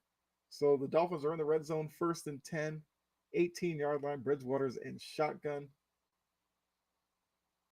Hands it to Mostert. Mostert goes up the middle. Looks like they're going to spot him, maybe 14 and a half. So we got second down and about 5 or 6. All right, Dolphins are driving again, looking for the go-ahead score. Patriots are shuffling in some guys in and out of the lineup here. Yeah, Bentley's not back in the game yet, but we'll see. We'll monitor that one. Judon hasn't gotten to the quarterback yet. And the Dolphins, once again, have to call a timeout because the play clock was running down and they weren't completely set on what they were going to run. So they burned their first timeout of the second half. They have two left. Um, Once again, something to pay attention to as we get down here in this game. It looks like this game's going to be close all the way through. If they burn through their timeouts, they already don't have their challenge left. Will that come back to bite them in the butt later on in the game? But here we go. It's 2nd and 6. 10:44 left on the clock here in the third. They're huddled up. They're out of the huddle. Got 20 seconds left. Looks like they should get this playoff. Bridgewater's in the pistol with Mostert lined up behind him. Send what Sherfield into motion. They run a reverse to Wilson Jr. He gets to the edge, gets inside the 10, inside almost to the 5-yard line. They'll mark him down at the 6. Really good play call there from the Dolphins. It's 1st and goal from the 6. I believe Jonathan Jones was in on the tackle there. So they faked the handoff to Mostert. Wilson Jr. came around the edge.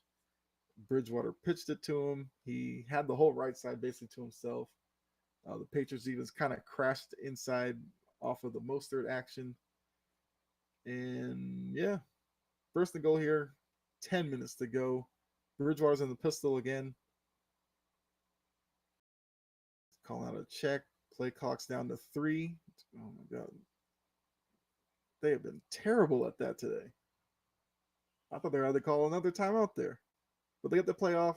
Pretty good play down to about the 2. Run up the middle by Mostert. So 2nd and goal here. Now, of course, down here at the goal line, it's tough to throw the ball.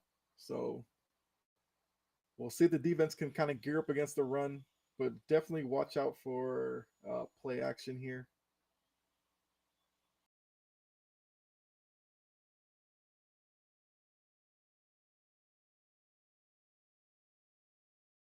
All right. That play happened kind of quickly, but Bridgewater was in the shotgun. They snapped it real quick.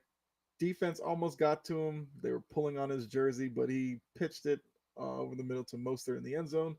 Touchdown Dolphins. It's now 13-7. Now seeing the replay here. That was Barmore who almost got to Bridgewater. But Bridgewater with a nice little pitch to Mostert over the middle. That's what I'm saying, man. Bridgewater, I like Bridgewater. Or you call him Teddy Two Gloves. Some people I've heard some people say that, but I feel like if Bridgewater, didn't go through those years in Minnesota, especially that last year he was there when he had that scary concussion where he got laid out. Makes you wonder, would Bridgewater still be a starter somewhere in the league? I mean, he went to Denver after that. Didn't really work out in Denver. But I would not be surprised if Bridgewater had one more shot at a starting job somewhere in the NFL. But we're at commercial. It is 14-7 Dolphins. So when we come back, Patriots offense will be out there unless there's a kick return or something like that. But let's see what the offense does. The drive, their last drive stalled because of the drop by Ramondre Stevenson. Need them to pick it up now. You're down 14-7. Can't really afford like another 3-and-out. Give the Dolphins a short field because they get behind by 2 scores. I don't know how much confidence you would have in this Patriots offense to come back from that. I mean, they did do it against the Bengals last week, but they still fell short. We'll see. We will see. But yeah, so once again, how you guys doing? Hopefully you're enjoying the stream. Having a lot of fun doing this. Like I said, for the first time doing a live stream, it's been a blast for me. Like I said, I may pop up and do another game today. I don't know. We'll see.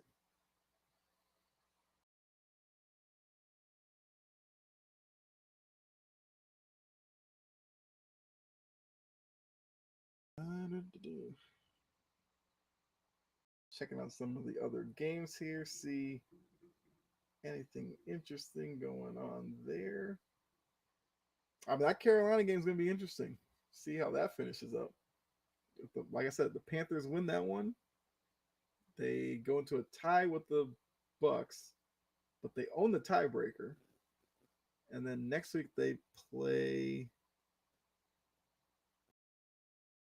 They play the Falcons next week. Well, it's either the Falcons or the Saints, obviously, because division games. But I don't know. That'd be improbable. I remember last time I checked, the Jaguars are, you know, blowing out the Texans. Jaguars are moving, you know, that much closer to winning that division, which is something I called earlier in the season. Felt like it wouldn't happen in the middle of the season, but now it seems like the Jaguars are going to take that division over. I mean, based off of this year, they're probably the best team in that division, especially with the Titans, the injuries they have at the quarterback position with Tannehill, Willis getting benched. They're down to Joshua Dobbs now, but we'll see. All right, kickoff here from Sanders, and okay, he's going to bring it out up to the 10, the 15, and down at the 17. So it wasn't worth it coming out of the end zone, but you know, kick returns now, they're willing to take that chance. All right, so the offense is coming onto the field. It'll be 1st and 10 from the 17-yard line, and this is an important drive in this game right now. The Patriots cannot afford a short drive. At least get a field goal drive out of this. You know, give the defense a chance to rest a little bit, build back some momentum with this offense, because outside of that first drive, it's been tough. Handoff up the middle and minimal gain, maybe half a yard by Damian Harris. So right now, already behind the chains, it's 2nd down and long at 9. We'll see what they call here. Aguilar's coming in. Roberts and Wilkins are going out. Looks like Mac's going to be in shotgun. He's got Harris off to his right. Tyquan Thornton came in motion. 5. All right. Gets the pass. Is looking. Quick throw to Hunter Henry. 1st down up to the 30-yard line. Like that. Like that. Keep it going. He's got to play like that. I would like to see them go maybe like a quick little no huddle. See if they could, you know, play off of that, but they held it up. All right, let's see. Max under center. Let's see if this is going to be a run. Jacoby Myers goes in motion. Damian Harris in the backfield. Okay. Mac Jones is checking the play at the line. Got 10 seconds on the play clock. And, yep, handoff up the middle. Harris probably got back to the line of scrimmage. So we're looking at 2nd and 10 again. Starting to see a trend here. Mac Jones is in shotgun. Pass. So far under center, run. Well, now he's run some play action. That was like the first half. I'm just seeing for the second half here if that's going to be a thing. So watch out for that. All right, he's in shotgun now. Harris is off to his left. Takes the snap. He's looking. Throws it to Myers over the middle. Probably like a 5-yard gain. So we'll have like a 3rd and 5 here right now. Big 3rd down. Coming up on 7 minutes to go in the 3rd quarter. Yeah, so they marked the 3rd and 5. Under 7 minutes to go now.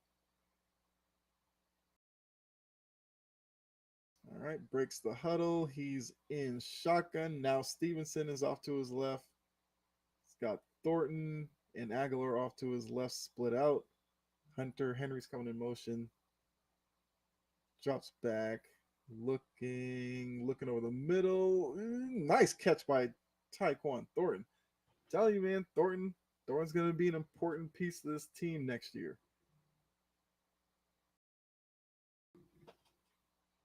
The throw was a little high, but, you know, Thornton going up and getting it, I like to see that. If he put it on his body, could Thornton maybe have made a move and juked out the safety there? Maybe, but hey, good play down the field by Mac. Mac and Tyquan Thornton kind of building a connection here. He's back in shotguns, got Ramondre Stevenson off to his left, Hunter Henry in motion. Play clock's kind of low. All right, they get the snap off. Looking, Mac Jones going deep. Okay. Too far for Thornton. A little bit of physicality there. They let it slide. I'm okay with that. That's another one. Maybe Mac puts a little bit more air under it. I think Thornton was behind the defense there, maybe by a step or half a step. Maybe Thornton goes up and gets it. Just put a little bit too much on that one. That's okay. Second and 10, Mac Jones is in shotgun. Empty backfield. All right, Stevenson's coming in motion. Throws it out to Stevenson real quick, makes the first guy miss, and we're going to have a third down and about 6.5, 7. Now, I did say they needed to get at least a field goal out of this. They're in field goal range right now. But if you can, get the first down here.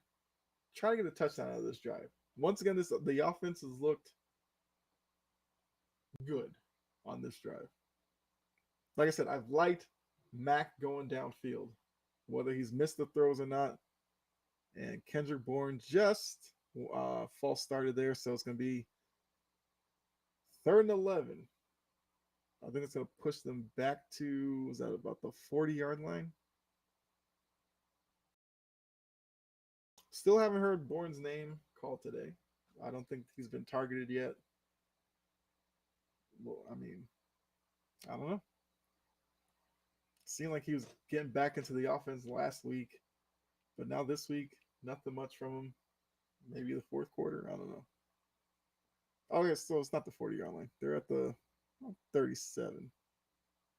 3rd and 11, shotgun, drops back. Mac is looking, hits Henry over the middle. Let's see. Okay, so I'm spotted at a 31. So you kick a field goal from here. You're looking at about, 48, 49-yarder. I mean, Nick Folk can make that. Even that, that was a good little play. That play was probably more about getting the field goal attempt at least. I don't think there was anything really downfield to try to get the first down there. So you take what you can. Give Nick Folk a chance here. 30 for 35 on the year. Kick is up. It is good. So with 4:03 left to go in the third quarter, it's now 14-10. Dolphins over the Patriots. Okay, that was a good drive. That was a drive that was needed after going down 14-7, and the Dolphins with that long drive that they just had for the touchdown. Defense needed a break, and yeah, they at least got points out of it. I'm happy. So now we'll see if with the kickoff here, pin the Dolphins deep, and if the defense can, recharge, get a nice little stop here. 3 and out would be magical because get the offense back out there, play off the good vibes of that drive, and see if they can maybe retake the lead. Like I said, Bridgewater's been tough today. He's been steady. Damn, Nick Folk kicking it. Has he been doing the kickoffs today? I don't think so.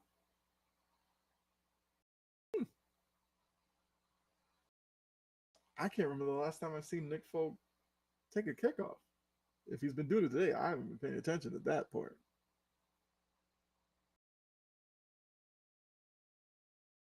Okay. Gotta make the tackle. No, he broke through. Well, I mean, I'm guessing they use Nick Folk that way. He's not going to reach the end zone necessarily, and force them to bring it out, try to tackle him inside the 25. Lloyd, they had a nice chance to get him at the 20, but broke through, and he got up to about the 28, 29-yard line. So decent starting position for the Dolphins, but it's not a killer. All right, so they just put up the scenarios. If the Dolphins win today, they need a Jets loss or tie to clinch today.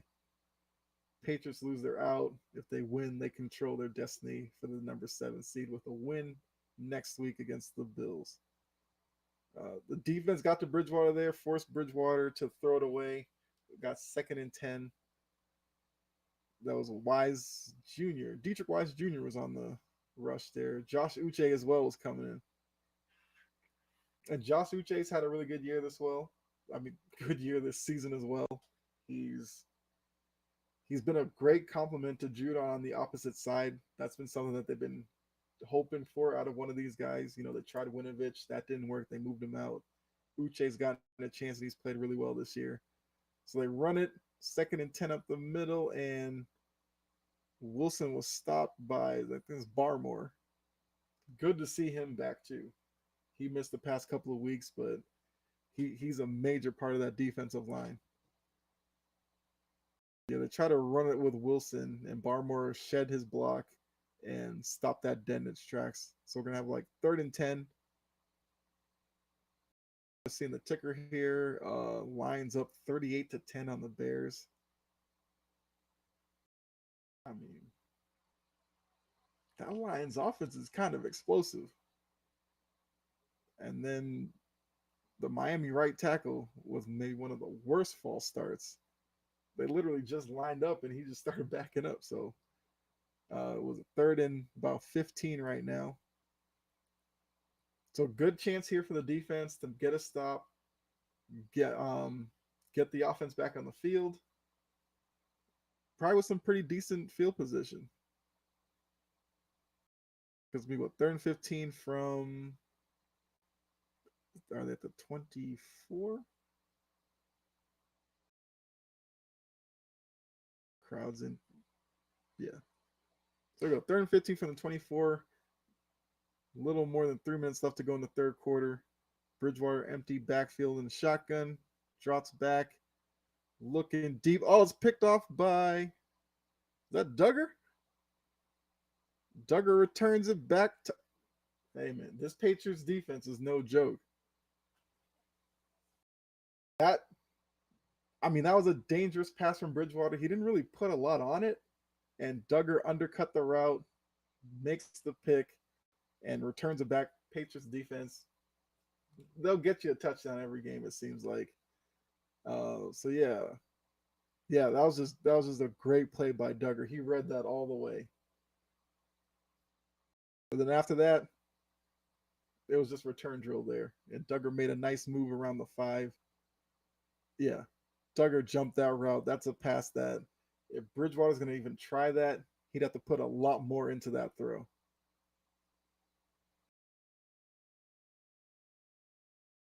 And once again, the camera was late on that one. Folk missed the extra point. I feel like that's been happening more and more later in the season. So the Patriots are up 16-14, 2:51 to go in the third.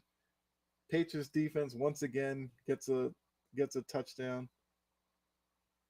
We're showing the Duggar return against the Lions off of that fumble. He also, he got one against the Raiders 2 weeks ago. Hey, I like Kyle Duggar. Not just because we have the same first name, Kyle, but didn't know anything about him coming out of Lenore Ryan. Not a lot of people did. A lot of people were talking about that pick, but Duggar's a player. He's one of those like hybrid safety linebacker types where you can bring him down in the box.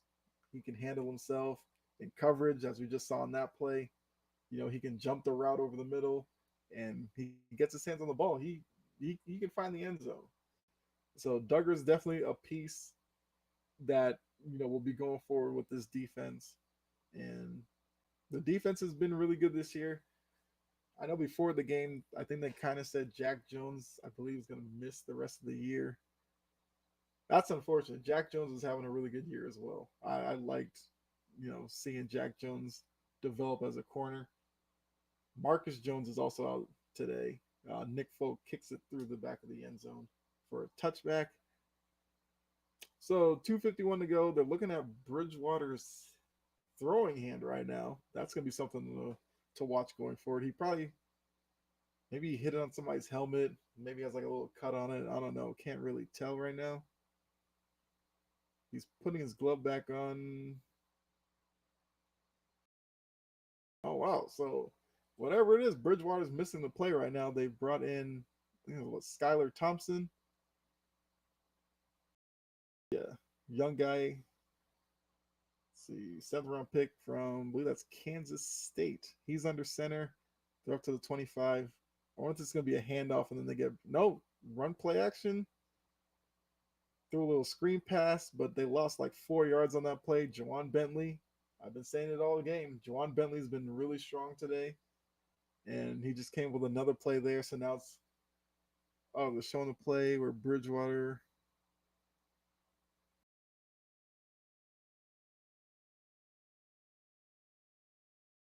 I guess it was in the attempted tackle of Kyle Duggar that he might have hurt his hand. He's still not in the game. His helmet's been taken away from him, so it looks like he might be out for this drive, maybe. So Skylar Thompson, 2nd and 14 in the shotgun. Drops back. He's looking, surveys the field. Nice throw there. And they basically got the lost yardage back, so it's going to be 3rd and 10 for the Dolphins here. Minute 55 to go in the third. And yeah, they're talking to Bridgewater. Because now they're showing another play. Okay, so I guess that makes it seem like it might be a finger injury from that pass with Josh Uche, where on his follow through, he kind of hit Uche's hand, might have bent a finger back. Well, this is Skylar Thompson's drive. It's 3rd and 10. What happened there?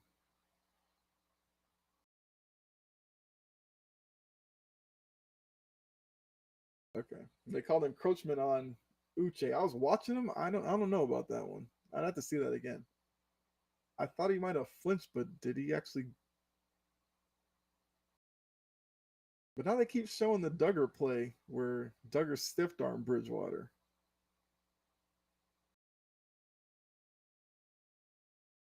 Maybe he landed on the same hand and hurt it a little bit more. Maybe that's what they're trying to show. I don't know. Anyway, it's 3rd and 5. Skylar Thompson's in the shotgun. He's got Mostert to his left. He's dropping back. He's looking. Bentley was on him. Nice throw to Mostert. Gains a nice. Oh, we got a flag on the play here. We'll see what the call is. Might be a hold on the Dolphins. Could be in the Patriots secondary. Let's see. Oh, they call it roughing the passer on Bentley. I guess. Let's see. Yeah. Yeah. Yeah. Bentley kind of jumped into the tackle, kind of hit him helmet to helmet. With the quarterback, that's going to be roughing the passer.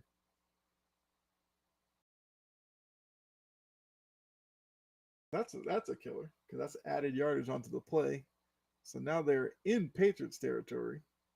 They're down to the 38. Skylar Thompson's under center. Like he struggled with the snap there. They run a toss suit to the left with Wilson, and he gained half a yard. So we're gonna 2nd and 9. As it's shown on the bottom here, Panthers go up 21-10 on the Bucks. Okay, all right, Bucks. Y'all been playing with that division all year, and it may turn out you played with it a little too much. That looks like it's gonna be the last play of the third quarter. So we're gonna have a 2nd and 9 coming back. We'll come back from break. Start of the fourth quarter. And now you got to think about it with that Folk missed extra point. If the Dolphins get a field goal here, they'll go up 17-16 instead of it being 17-17. Once again, it's another thing to think about coming down here, coming down to the last quarter. But so far, it's been a good game. Patriots find themselves up. You'd rather be there starting the fourth and down. But we'll have to see with this Bridgewater situation if he can come back into the game. Is it going to be Skylar Thompson time for the rest of the game? Don't know. So far, Skylar Thompson, that throw to who's a Mostert over the middle, pretty good throw. We'll see. Yeah, got a quarter left in our first live stream. What do you guys think? Like I said, I'm having a lot of fun doing this, and I will definitely do a lot more.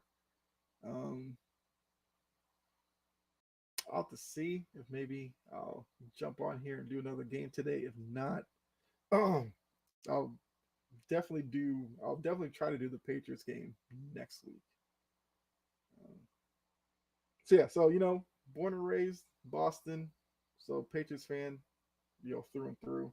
Live in Atlanta now. I do watch the Falcons, and I kind of chose today to really try with the Patriots because the Patriots game was actually on TV here. I was kind of worried about, I have a little site I go to stream the games. I don't know how that was going to work on a live stream. I may try that next week. If not, I might do the Falcons game next week. The last week of the season, kind of check in and see Desmond Ritter, how that's going. I mean, the game's not going to mean anything, so we'll have plenty of fun doing that, but we'll see. I feel like I need to do at least one game next week, with especially with all the playoff implications that are out there. I don't know. We'll see. We will see. Let's say the Patriots are eliminated. I don't know if I will do Patriots Bills, but as a Patriots fan, I'm going to watch the game. One of the many choices I'll have to make. Like I said, a lot of great games shaping up for next week. Ravens, Bengals, Jags, Titans. Although I think, wait, the Titans lost. So what are they? 7-9. I'm just looking at my board here. Jaguars are 8-8. Oh yeah, so the game next week still means something. May watch that one because I like watching Jacksonville, especially with the development of Trevor Lawrence under Doug Peterson after that terrible year last year with Urban Meyer. All right, well, all right, so we're back for the fourth quarter here. So it's 2nd and 9. Looks like Skylar Thompson's going to be in shotgun. I'm trying to see who that is off to his right. I think it's Mostert lined up to his right. No, that's Wilson. So he drops back. Thompson with the throw. Okay, that's incomplete. Jonathan Jones with the hit there. Um, yeah, that's. I mean, Jabril Peppers recovered it thinking it was a fumble, but no, the receiver didn't have it long enough. Jonathan Jones basically hit him perfect time. Actually, let's see. Yeah, he never had possession of the ball, so looks like it's gonna be 3rd and 9.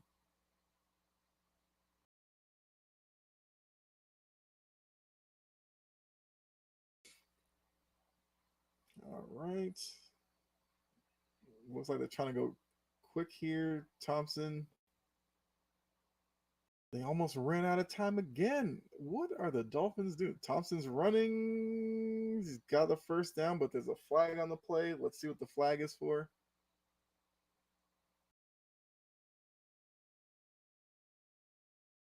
Trying to read Thompson's face here. Yeah, illegal shift on the Dolphins. Yeah, they tried to go so quick there that I didn't know if everybody was. It looks like it's on Tyreek Hill. Yeah, but they had to go quick because once again the play clock was down to like 2. Once again, we've seen this with the Patriots the past few weeks with communication from the sideline getting the play in and taking too long. It's been all day with the Dolphins. Yeah, Tyreek Hill was still walking around trying to get set. So it's 3rd and 14. That penalty takes them out of field goal range, though. So that's a big one. We'll have to see if they can get back into field goal range with this play here. They're going empty set. Skylar Thompson in shotgun. Takes the snap, drops back, throws it out. Jonathan Jones picked that off. What an interception. Tyreek Hill with the drop, and then Jonathan Jones picked it off and managed to stay in bounds. That's completely on Tyreek Hill. Skylar Thompson made a good throw. I don't know what happened with Hill there. I guess he lost concentration, or let's see.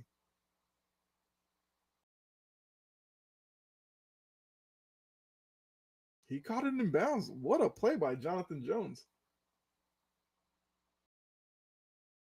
I guess it was a little bit behind Tyreek Hill. He kind of stuck only one arm out there. It hit off his arm, bounced up.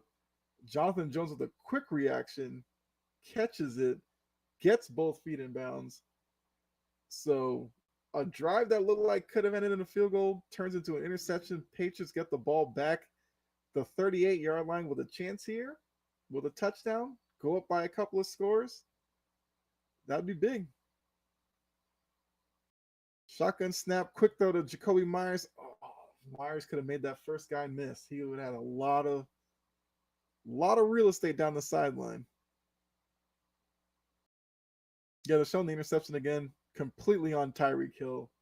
You got to catch that one because that throw wasn't like drastically behind him; it was slightly behind him. Tyreek Hill slams his helmet down. Seen that before, especially if you saw him with the Chiefs. Yeah. All right, Mac Jones in shotgun, 2nd and 9. Hands off to Damian Harris, who's running up the middle. It's gonna make it about a 3rd and 5. We'll give him 4 yards on the run there. Big third down here. Patriots defense, 18th interception, most in the NFL.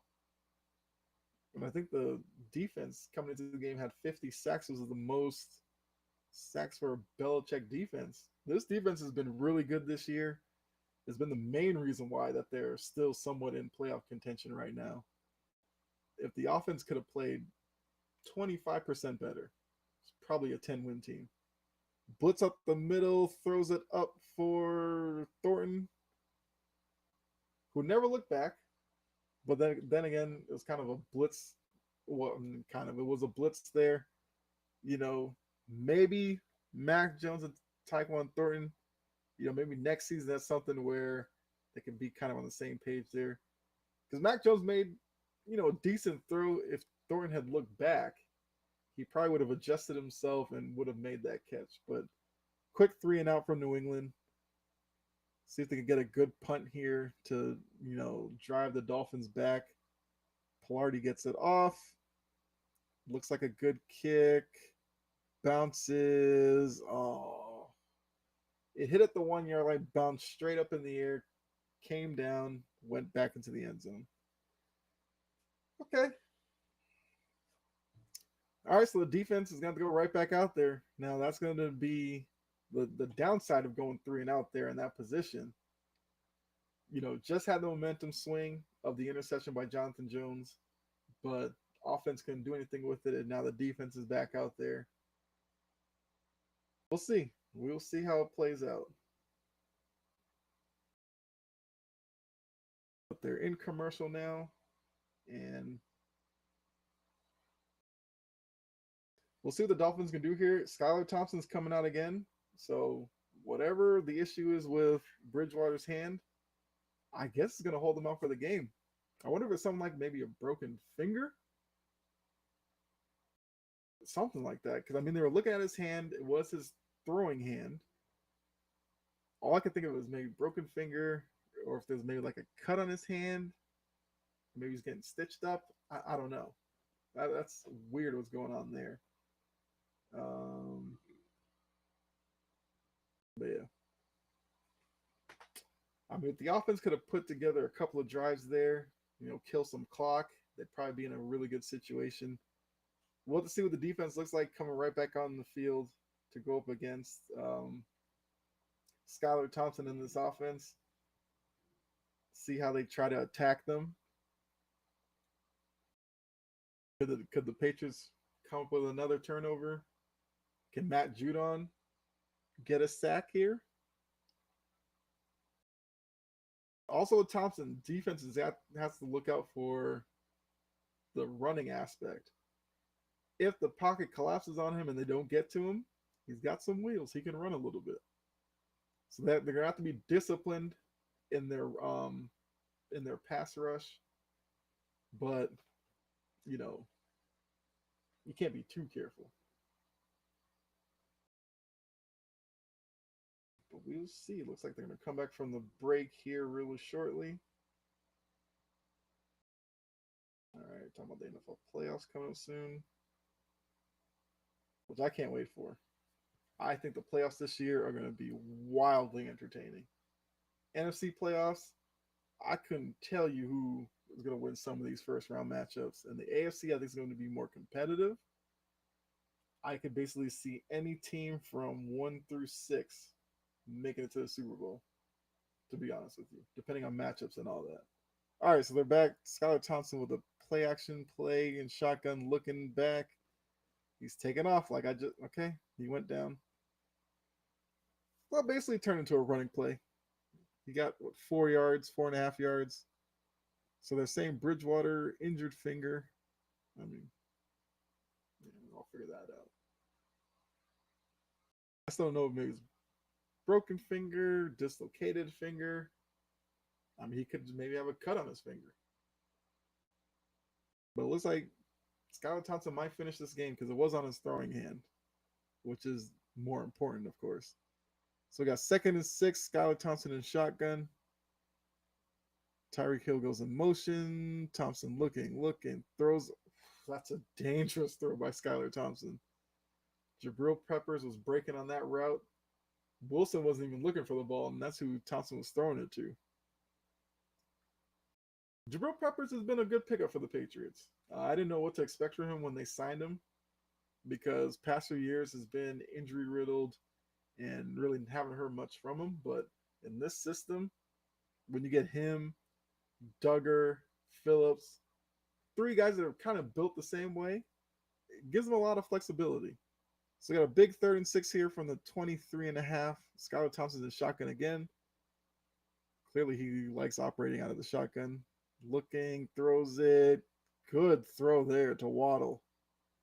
Waddle had to climb the ladder a little bit to get it, but that's a good throw by Skylar Thompson. So we have a first down here.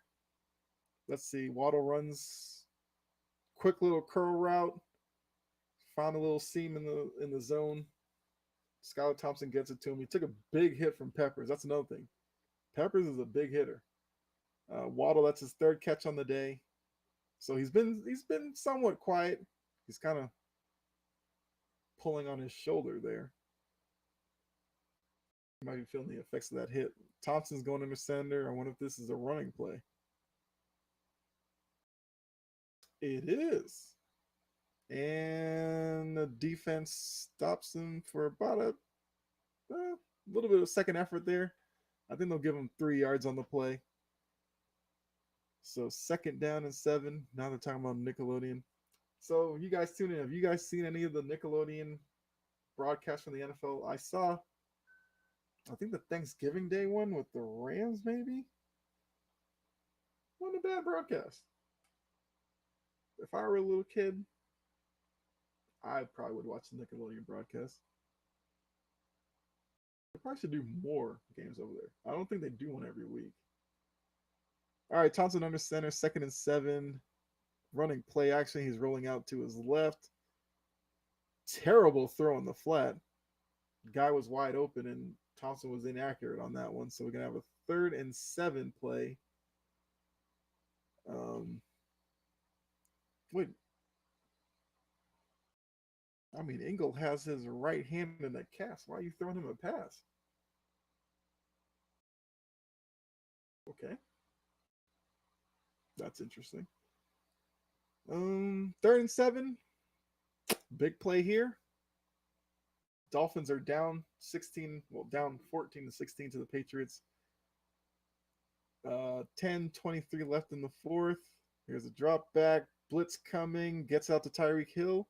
He tries to make a move, and he's going to be short of the first down. It's going to be 4th and about 4 yards. He gained about 3. That's what I'm saying. If Tyreek Hill catches it short of the first down marker, you got to get to him quickly. Do not let him get upfield. Get ahead of steam ahead of him because that's when he becomes really dangerous. So Miles Bryant came up there, slowed him down, took him down. Great play by him. And the punting unit is out. Here we go. Punt. And fair caught at the 11 by Miles Bryant. So here we go. Another chance for this Patriots offense. Put the game away here. Get a nice long drive. Put some points up. Go home happy. Go home 8-8. Wait around for the Bills next week. Well, I think that game is in Buffalo next week. That's gonna be tough. I mean, for your season to come down to a game in Buffalo, winning in, tough. Would I bet against Bill Belichick? No. I think with this defense, the defense is good enough to keep him in the game. It's just what offense are we going to get? If we get the first half offense from this game, I feel much better about it. If we get this offense we've seen so far in the second half, I don't see how they beat Buffalo, but um, we'll see. We will see. Let's see. Yeah, they're in a commercial break right now. Once again, thanks for tuning in. Hopefully you enjoy this. If you do, hit the like button, subscribe, notification bell, follow. All the good whatever options available to you. Go ahead and hit that. It'll really help me out. Let me know that you guys enjoy these live streams. Because like I said, I'm gonna do a lot more of them. So far for the stream, I feel like it's been pretty good. At least on my end, it looks like the quality's there. Had a couple of comments come through, from a guy, Coach Dante over at Sports Empire Network. I will be on the network tomorrow night at 7 p.m. for Cheap Seats Podcast. Relatively new show on there. It'll be our third show on the network. Really good. It's like classic barbershop talk. We go, player comparisons, building your franchise, who would you rather have, those type of topics. So it's real, lay back and chill. We go for about an hour or so, and yeah, have a lot of fun. So definitely tune into that. And most likely, if you don't see me on this channel, chomping at the bit, I'm usually over on Sports Empire Network that day. Or I probably drop something on TikTok. And as you can see, running at the bottom here, it's all of my social media stuff. So make sure you follow me wherever you can. And all right, so it looks like we're back from commercial. Bridgewater's off on the sideline. Looks like he's starting to throw. So yeah, it looks like it's a dislocated finger because they taped his pinky and ring finger together on his right hand. All right, quick throw out to Kendrick Bourne. I've been saying, when are we going to see him? Nice. Hey, I mean, I don't know what happened in the middle of the season where we didn't see a lot of Kendrick Bourne, but these last couple of weeks, he's come on. And you get the ball in his hands, he makes things happen. So I like that play call there.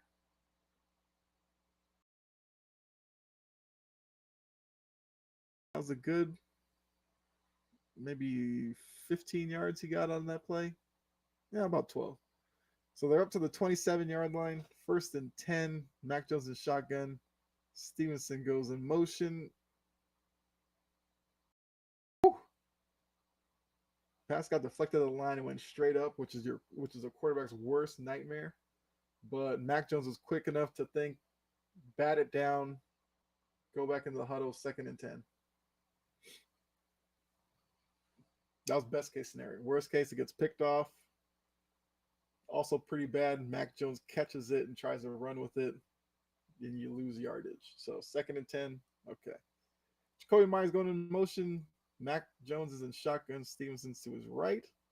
Drops back. He's looking. Throws out to Stevenson. Make the guy miss. Good move. Make the second guy miss. He got off for it. Well, now Bridgewater's going to the back. So I guess he came out to test, throwing with his fingers taped and probably didn't feel good doing it. So his day might be done. No helmet or anything with him. So I'm guessing Skylar Thompson's going to finish this game out.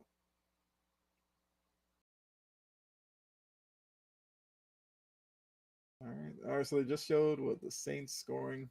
Take a 20-10 lead on the Eagles. About 5.5 minutes left to go in that game. Mac Jones, shotgun, 3rd and 5. He's got Thornton to his right, Damian Harris to his left. All right, takes the snap. He's looking deep to Jacoby Myers. Nice catch up the seam. Once again, this is what I want to see from this offense. Take your shots downfield when they're there. So that's what I'm saying. A lot of people, don't like Mac Jones. I'm like, he can make throws for you. It's just that this offense this year has been so weird. I don't know who would have looked good in it. But today, functioning. And, he's spreading the ball around. Offense looks good. He's 18 for 30. Not exactly great. 198 yards. Okay. Okay. With this defense, with this running game, give me 225, 250 out of Mac Jones a game. All right, we're cooking.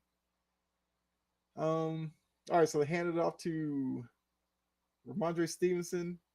This is Ramondre Stevenson from early in the year, too. He got 8 yards on the carry, 7 rushes for him, 41 yards. The Bucks have come back and taken a 24-21 lead on the Panthers. Okay. All right. Bucks making it interesting. All right, so they ran a nice little QB sneak with Mac Jones. He got the first down. Under 7 minutes to go. See, now we're bleeding the clock here. If they get a touchdown here, it may get down to the point where with Skylar Thompson, not enough time to really make something happen. But at this point, the Dolphins are trying to hold them to a field goal attempt. Mac Jones shotgun looking, throws it to Henry. Quick passing game. Love it. Love it. Okay. I still want to see Matt Patricia, replaced in the offseason. Just because the offense looks pretty good today. I wouldn't be like, oh, maybe he's figured it out. Let's give him another year. No, we're not doing that. So Mac Jones is now 19 for 31, over 200 yards. 2nd and 6, hands off to Stevenson. There's a little bit of a hole there, but it kind of closed up pretty quickly. It's going to be about 3rd and 5, maybe 4 if they're generous.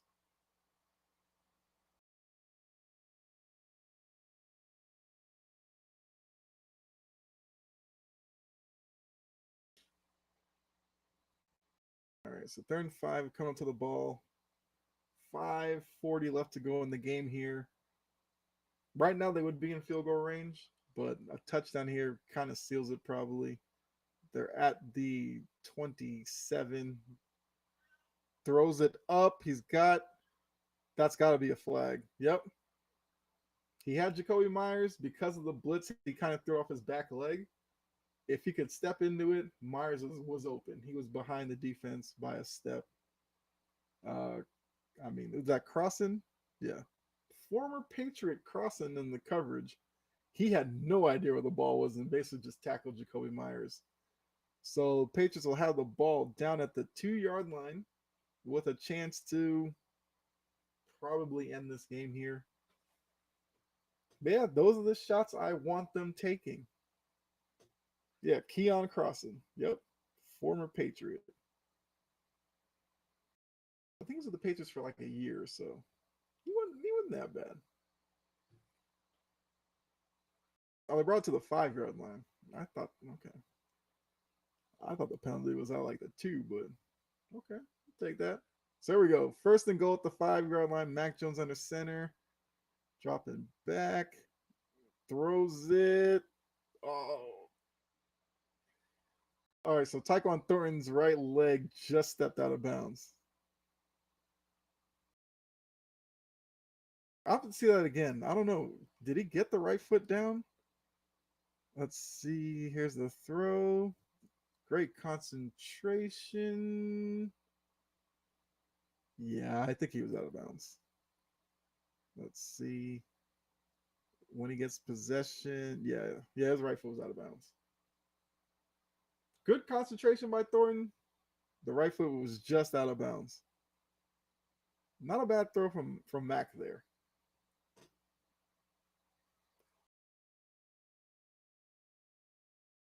I don't know what's going on with the play clock here, but okay. That was weird. The Patriots are asking for a play clock reset. They just let it run to zero. No flag or nothing. They just handed it off to Damian Harris. And he took it down to the 1 yard line. So we got third and goal from the one. 5 minutes to go. Let's see what they call here. Okay, so they put it at the two, just inside the two. So it's a long, like, yeah. Maybe too far out for a sneak. If you were to go for it on fourth, would you run two sneaks? Maybe. Somebody called timeout. Let's see who. Patriots called timeout there.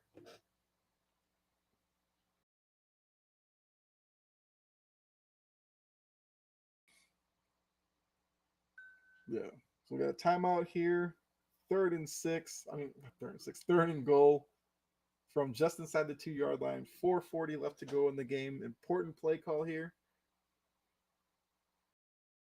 I'd probably run it with Harris.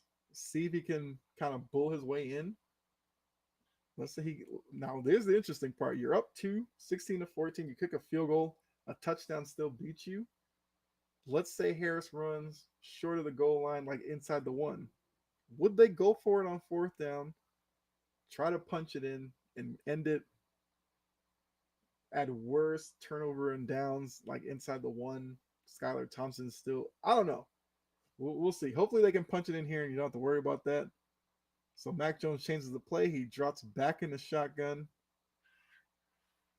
throws a jump ball to Myers. He held on to it. Touchdown, Patriots. Myers took a hard hit there, and he held onto the ball. Hey, I would love to see Jacoby Myers get re-signed. The Dolphins' defense was not set. They were really confused. When Mac Jones went back into the shotgun, he wanted the snap right away because he knew Myers was open.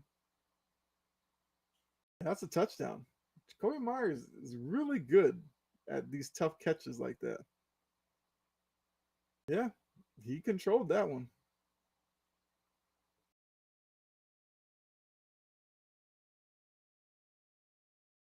Yeah, that's a hard hit he took. So right now it is 22-14. This is an important extra point. Yeah, Myers is being helped off. He may have had the wind knocked out of him, something like that. We'll see. He's walking off under his own power, so that's fine. I mean, he's had a good day. 6 catches, 48 yards with that touchdown. Okay. So Folk gotta make this extra point to make it 9. That way it's 2 scores. If he misses it, it'd only be 8. And then, Dolphins will just need a touchdown and 2-point conversion. Kick is up. It is good. It's now 23-14. So the Dolphins are going to have to get 2 scoring drives out of 4.5 minutes. Could it be done? Yeah, of course it can. It's the NFL. Now the Dolphins got to play the game of if Thompson can get into Dolphins territory and the drive bogs down a little bit, do you just go for a field goal? Maybe not necessarily wait for a fourth down to save yourself some time. Try an onside kick, see what happens there. Or you just play it out, try to score a touchdown, and then take your chance with an onside kick. Yeah, on that play from Myers, they're showing it. Yeah, Myers put his hand and was like, yeah, nobody's covering me. So quick throw, touchdown. Yeah, I mean, he kind of slammed maybe on his face, so he kind of maybe got rattled a little bit. If they get the ball back, we'll see if Myers is out there or not. But yeah, so we got 4.5 minutes to go. 23-14 Patriots in this game. A game that they have to have if they want to keep their playoff hopes alive. So Nick Folk's going to kick off here.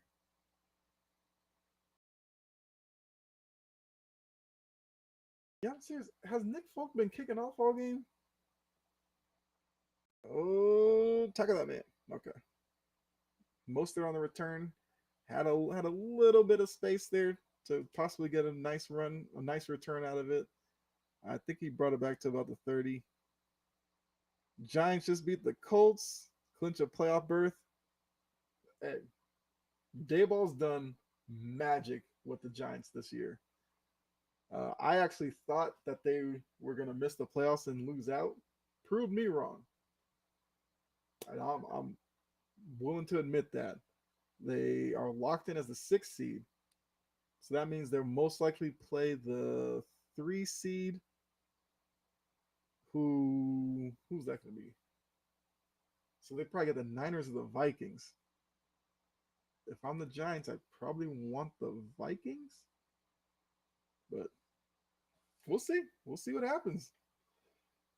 Yeah, Skylar Thompson dropped back on a first down, took a big hit on an incomplete pass from Wise. Wise has had a good game. You know, Judon hasn't been able to get to the quarterback so far. Wouldn't be surprised if he gets a sack here because, I mean, Dolphins are in throw only mode at this point, I think. Thompson's in shotgun again. 3 seconds, 2 seconds, 1 second. Judon, ooh, Judon almost got him. That I think that was a hold. But it's incomplete anyway. Thompson got away, scrambled to his right, threw it about 25 yards downfield, and it was incomplete. Bridgewater has his helmet on. I think he's trying to get back into this game. Yeah, I think Judon got held, but they didn't call it. If they're gonna get Bridgewater in this game, they better do it now. It's 3rd and 10. Yeah. All right, it's still Thompson. Bridgewater's putting on the helmet. He wants to go.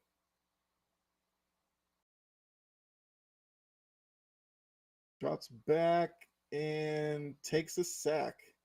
Uche collapsed the packet from the right side, and then Thompson stepped up into Barmore. Barmore is now doing the waddle dance. Because remember, Wilkins did the Judon sack celebration earlier in the game. Barmore's doing the waddle, the penguin waddle, which we haven't seen today because Waddle hasn't gotten into the end zone. I still say one of the best touchdown celebrations. Love the little waddle. So Barmore's done it. I guess we can go home happy now. I like Barmore.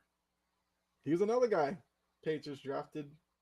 Had some questions about him, but he's been really good. 4th and 16. Bridgewater's not in the game, so I guess the teams kind of just told them, yeah, we're not doing this. Turnover on downs, 4th and 16. Skylar Thompson threw about a 6-yard pass, and the Patriots defense collapsed on him. So it's 23-14, turnover on downs, deep in territory. Dolphins still have 2 timeouts. They had a 2-minute warning. So it's not like the Patriots could just kneel on the ball and call it a day. I mean, I expect that they're probably just going to run 3 running plays, trot out Nick Folk for a field goal. And yeah, let's go home. Because at that point, you'd burn the 2 timeouts. Yeah, they'd probably get the ball back for the 2-minute warning. I mean, I'm not going to call the game over yet, but I mean, it's been a performance the Patriots needed. The numbers probably won't jump off the page at you in terms of offensively, but they needed a win against a Dolphins team that has weapons offensively in Hill, in Waddle. I think Gesicki had like 1 catch in this game. Gesicki is usually a Patriot killer, but Waddle and Hill, most part, haven't been that explosive in this game. So the defensive game plan was masterful in this one, which I mean, kind of figured that. And then offensively, they've made enough plays in this game. Well, let's see how they do here. Harris got stopped at the line on 2nd and 10, and then second effort burst through for like a 4-yard gain. So we're gonna about 3rd and 6. Dolphins call their second timeout, so they have 1 left. 2:39.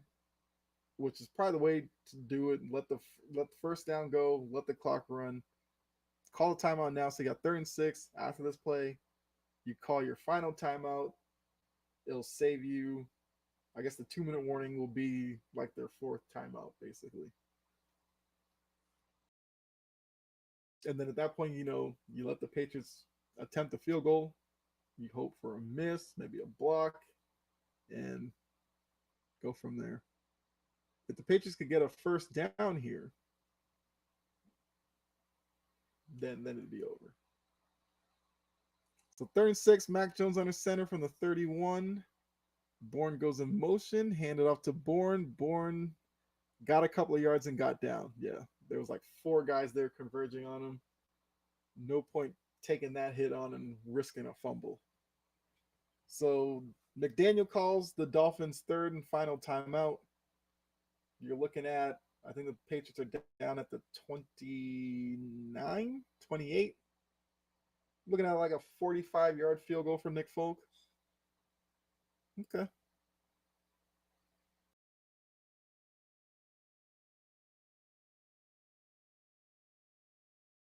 It's going to be interesting to see how like Dolphins fans evaluate McDaniel's job in his first year. Started off really good. Kind of they showed this earlier. They went 3-0. Then they went like 0-4. Then they went 5-0. And wait, what did they go? 3-0, 0-3, something like that. But either way, I mean, after this game, looks like they're going to be 8-8. They'd be outside of the playoffs for the first time in weeks. 4th and 4.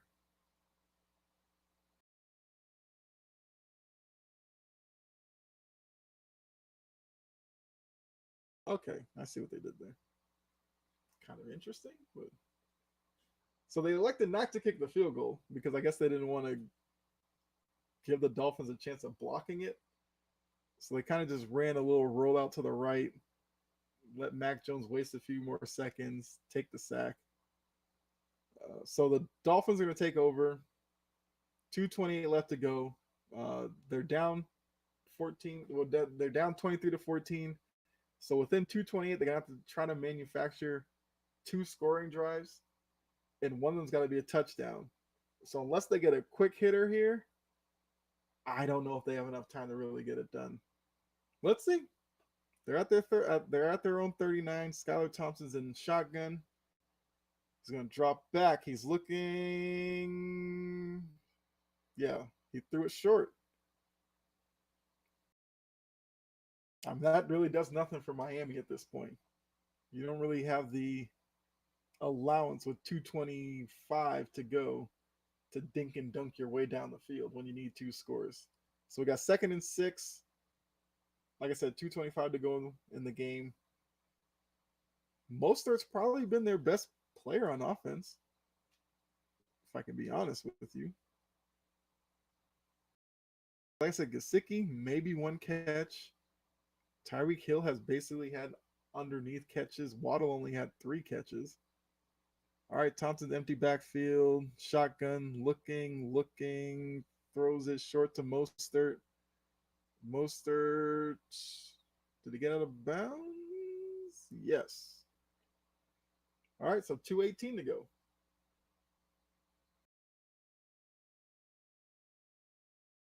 Hayes on the tackle there.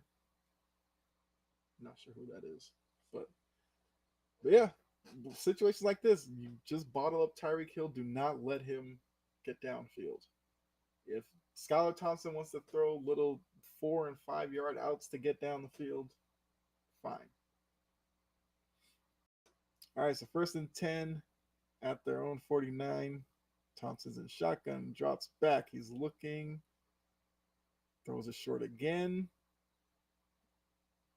Gets out of bounds. About 8-yard gain there. 2:10 to go. And we got 2nd down and about 2 yards. I mean, what is helping is that the Dolphins wide receivers are getting out of bounds. That is helping. Still with 2:10 left. I mean, well, here's the interesting thing now. if they get into field goal range, they just take the field goal now, not waste any more time trying onside kick. They're about 8 yards away from being in field goal range. Thompson drops back, threw it behind a wide open Wilson. If Wilson catches that, I think he gets in the field goal range. And oh, who's this sweaty boy? I'm a Bengals fan. Okay, that's what's up. Um, yeah, I like the Bengals. I'm a big Joe Burrow fan. I like Jamar Chase, Tyler Boyd, T. Higgins. I love Joe Mixon. Love the Bengals' offensive weapons. I think they're going to be a scary team in the playoffs, especially if they were to get the number one seed. I don't think that's a place people want to go into in January. Well, later in January. But they've also shown this year that they could go into Buffalo, win a game, go into Kansas City and win a game. So I think the Bengals are a scary team. Let me. Will they beat Buffalo tomorrow? That's tough. I've actually picked them to win it because I think for the Bengals, Joe Burrow is, a lot of people are like, they don't need to win against Buffalo. Do they? They're going to win the division. They'll be a top three seed. Maybe you sit some people out. I don't think Burrow's wired that way. I think Burrow wants to go up against Joe Allen, Josh Allen. I don't know why I said Joe Allen, and beat them. I mean, I like the way the Bengals are playing right now, probably better than the Bills. So I think they get the win tomorrow. And if they do, really look out for Cincinnati. So what do you think? You think they got a chance? I mean, you're a fan. You probably always do, but All right, so 3rd and 7 pass. Gesicki dropped it out of bounds. It's now 4th and 7. We're at the 2-minute warning. Dolphins out of timeouts. They need 2 scores. They're down 23-14. We'll see what they do when they come back from the 2-minute break. I still think they're a little bit too far for a field goal here, so they kind of have to go for it on a 4th down. But yeah, final 2 minutes left to go in the game. But yeah, so Sweaty Boy, I think they beat Buffalo. And even if they don't, I see that game being a shootout. And I think for the last Monday night game of the year, wildly entertaining. But appreciate you, coming through. If you haven't already, make sure you subscribe and all that good stuff.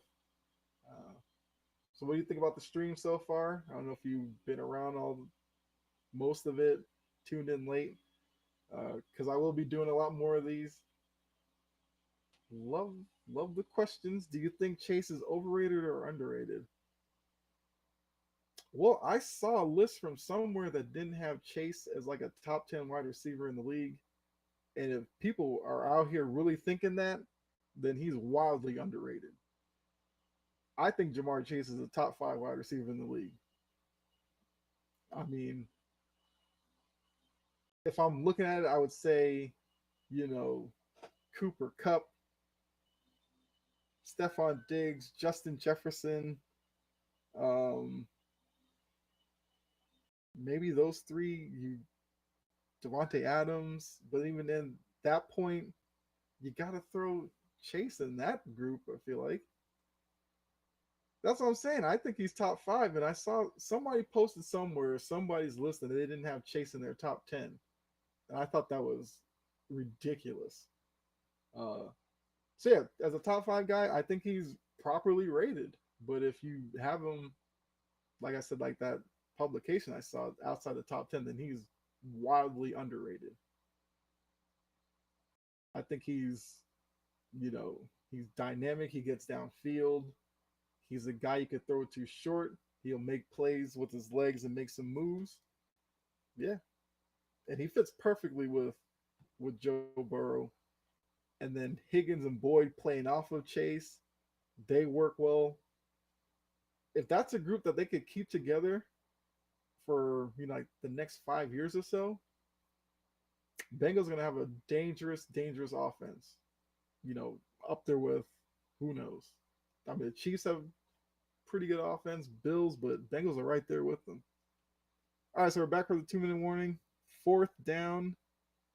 Skylar Thompson drops back, throws it over the middle, and he gets that Tyreek Hill for the 1st down. Clock's running. 145 to go. This is what I'm talking about. They got to decide here. Do you play it out for a touchdown here? Take your chances with how much time's left, or do you just go,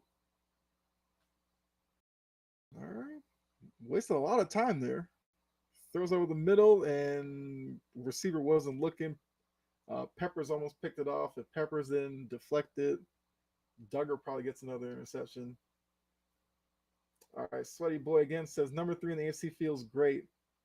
Yeah, I think staying at number 3 isn't bad because you're probably going to get, you might end up getting the Ravens in the first round. And I mean, I have serious questions about the Ravens offensively, even if Lamar Jackson comes back. Only thing would be facing the Ravens for a third time is always tough. But if you don't get them and you get the Chargers, I mean, Chargers have so many issues with their team in terms of injuries and all that. But if the Chargers are fully healthy, Chargers, Bengals in the wild card round, that's exciting right there. Um, Sweaty Boy again. Jalen Waddle is top 10. Yeah, he's top 10 for sure. I I wouldn't be mad if you wanted to put him at like 5 or so. But I think he probably fits perfectly, maybe 6.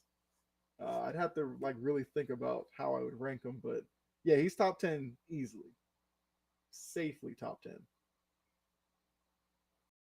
Jonathan Jones is being looked at after the tackle.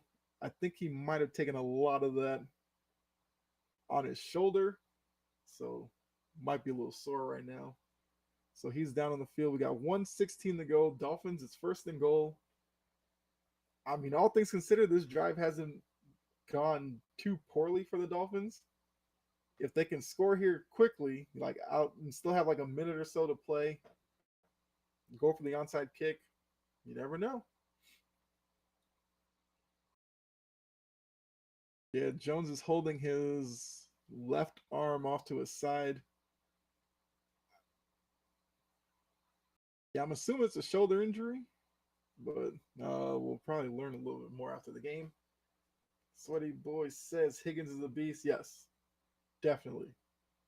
Like I said, complimenting Chase with Higgins and Boyd, great. Even Hurst and trying to think of the other tight end there. Well, Hurst played with the Falcons last year, didn't really do much. He was with Baltimore before that, but he was kind of overshadowed by Mark Andrews. He's been a nice fit for Cincinnati. He gives them another added weapon. Joe Burrow has everything needed to win a Super Bowl this year. They made that run last year, lost in the Super Bowl, but if they get back there, depending who comes out of the NFC, I think the AFC winner will probably win the Super Bowl. Hurst is back. Oh, good. I think he missed a couple of games or something like that, but yeah, if Hurst is back, dangerous offense. And then the defense, I feel like a lot of people don't pay enough attention to the defense. You got Hendrickson up front, who can really pressure quarterbacks. I like what the Bengals are doing. They went through all those Marvin Lewis years where it was, you know, struggle city, but they've turned the corner and they're a legit threat in the AFC. For not only this year, but I think for years to come now. All right, so 111 to go. Skylar Thompson scanning the field, looking. Oh, he's gonna take off. No, he throws it. Touchdown Gesicki. All right, so we got 104 to go. The Dolphins get the touchdown that they need. So now, do they go for? So it's 23-20. Yeah, I was say, do they go for 2? It wouldn't make any sense. So 23-20. You get your extra point. You line up. You try to get the onside kick. This game's not over yet. That was a nice little drive by Skylar Thompson.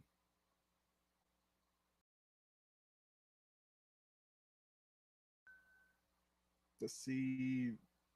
Duggar just missed that one too.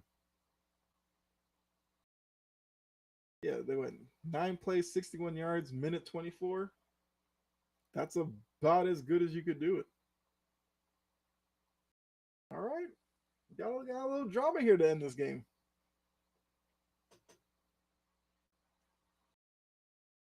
Yeah, Duggar was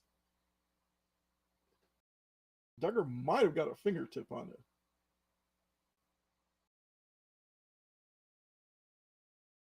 Yeah, Duggar jumped to the inside, and that might have been what cost him on that throw. But good throw by Thompson. Good catch by Gasicki, who I talked about like 5 minutes ago was kind of quiet in this game. But he gets a touchdown catch there. And now we line up for the onside kick, and let's see how this goes. You know, you put your all hands team out there. So here we go. Patriots season on the line right here. They recover the onside kick. You kneel down. Game over. You live to fight another day next week against Buffalo. If the alternative happens, all right, then we'll see. Dolphins are 0-3 on onside kicks this season. I mean, you throw that out the window at this point. Let's see, do they go tricky here? You know, you try to. I don't know. Some of these kickers are getting wild with some of these onside kicks. You know, running up to kick it right footed and sweeping the left foot in. Patriots doing good without Brady. I mean, I wouldn't go that far. I mean, okay, so I understand when the Patriots made the decision to move on from Brady. I feel like Brady wanted to change the scenery. It'd been 20 something years there. You know, I think he was kind of done. I know a lot of people don't like that decision. They're talking about, oh, Patriots have done all they could to keep him. I feel like he wanted to leave. Patriots are okay. To say they're doing good, it kind of depends on your opinion of Mac Jones and the situation with Belichick and the coaching staff. And Patriots recovered the onside kick. I believe it's Hunter Henry. So that's going to do it. The Patriots will run this clock out, but you know, I'm not ending the stream or anything. Calm down. You know, still got some questions to throw through. Go ahead, I'll answer them. But like I'm a fan of Mac Jones, and I just think they need to bring in a proper offensive coordinator next season because Mac Jones was good last year, and then this year has been a struggle because of Matt Patricia and his inability to, you know, come up with an offensive game plan because he's not an offensive coordinator. If the rumors are true that, you know, in the offseason they're going to look at Bill O'Brien and guys like that to bring one of them in, then I think Mac Jones could look like last season next year. So, are they in a good situation? The defense is good. That's a good start. They have a couple of pieces offensively, but I would like to see them probably bring in another wide receiver. The offensive line, I think, needs work. But yeah, it's not terrible in New England right now. Justin Jefferson, definitely top five. Absolutely. Probably mid-season, I wondered if it was Jefferson, between Jefferson, Diggs, and Kupp, who was number one. But since then, I have Justin Jefferson as the best wide receiver in the NFL right now. You know, Kupp got hurt. Unfortunately, we didn't see how his season was going to play out, but Kupp is, you know, really good. Um, but yeah, Jefferson's number one for me. So, Sweaty Boy, you said he's definitely top five. Do you think he's the best wide receiver in the league? Let me know. And that's your ball game. So it's 23-21. So right now, the Patriots are your number 7 seed. They now flip flop with the Dolphins. The Dolphins are outside of the playoffs. Like I said, New England wins next week. They get in. Problem is, you just have to beat Buffalo. I mean, I should have figured as the Bengals fan. You have Chase as the best. I mean, I'm not going to laugh at that. I would take Jefferson over Chase. But as I said, you know, not too long ago, you know, I think some people do have Chase a little bit underrated. Um, I say Chase is safely top five. Let me think. I would take Jefferson over him. I think early in the year I probably would have gone Diggs over Chase. I might go Chase over Diggs now. Chase might be number three for me. I think Cup's better than him. With all the routes and the several ways that Cup finds ways to get catches, even though everybody knows the ball's going to him. I think Cup's better, but yeah, I'm not mad if you think Chase is the best wide receiver. That's not laughable to me. Um, yeah, so anybody else who's tuning in, just watch the Patriots win 23-21 over the Dolphins, keep their playoff hopes alive. They're now 8-8.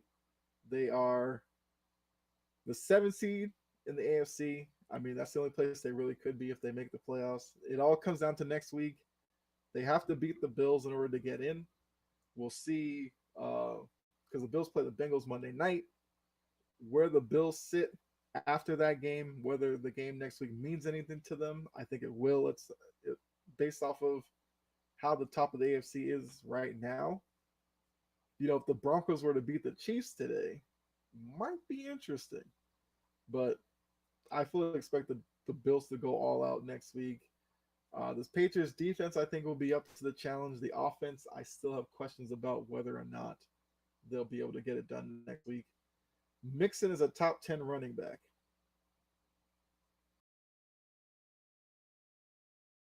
That's another one I'd have to think a lot about. But off the top of my head, I mean, I have Joe Mixon on my fantasy team. I like him a lot. Uh, Earlier in the year, the Bengals had a kind of a tough time getting him going with their offensive line kind of struggling a little bit. But I've also said I think Mixon might be the most important player on the Bengals in terms of the playoffs, because if they can get him going on the ground, then it makes play action more viable.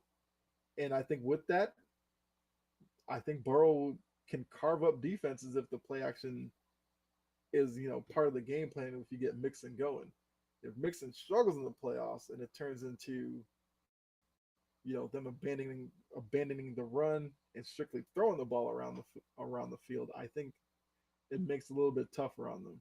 But if Mixon's going, yeah, top 10, easy. Trying to think in terms of who would I have in this top 10 running backs.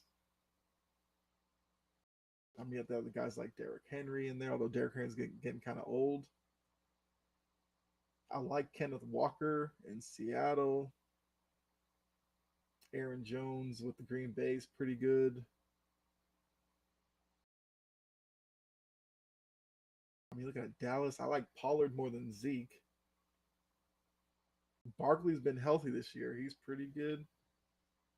Yeah, I can go there with you. Top 10 running back. Yeah.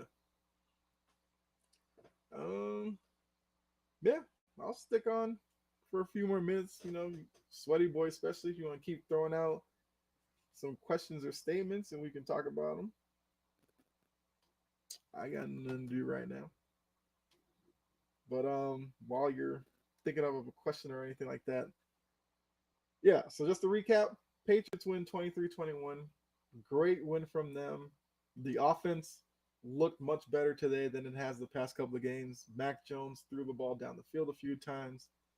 They really featured Tyquan Thornton, which is something I think Patriot fans have been wanting to see for a lot of games this year.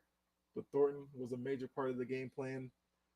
Stevenson and Harris were decent running the ball today.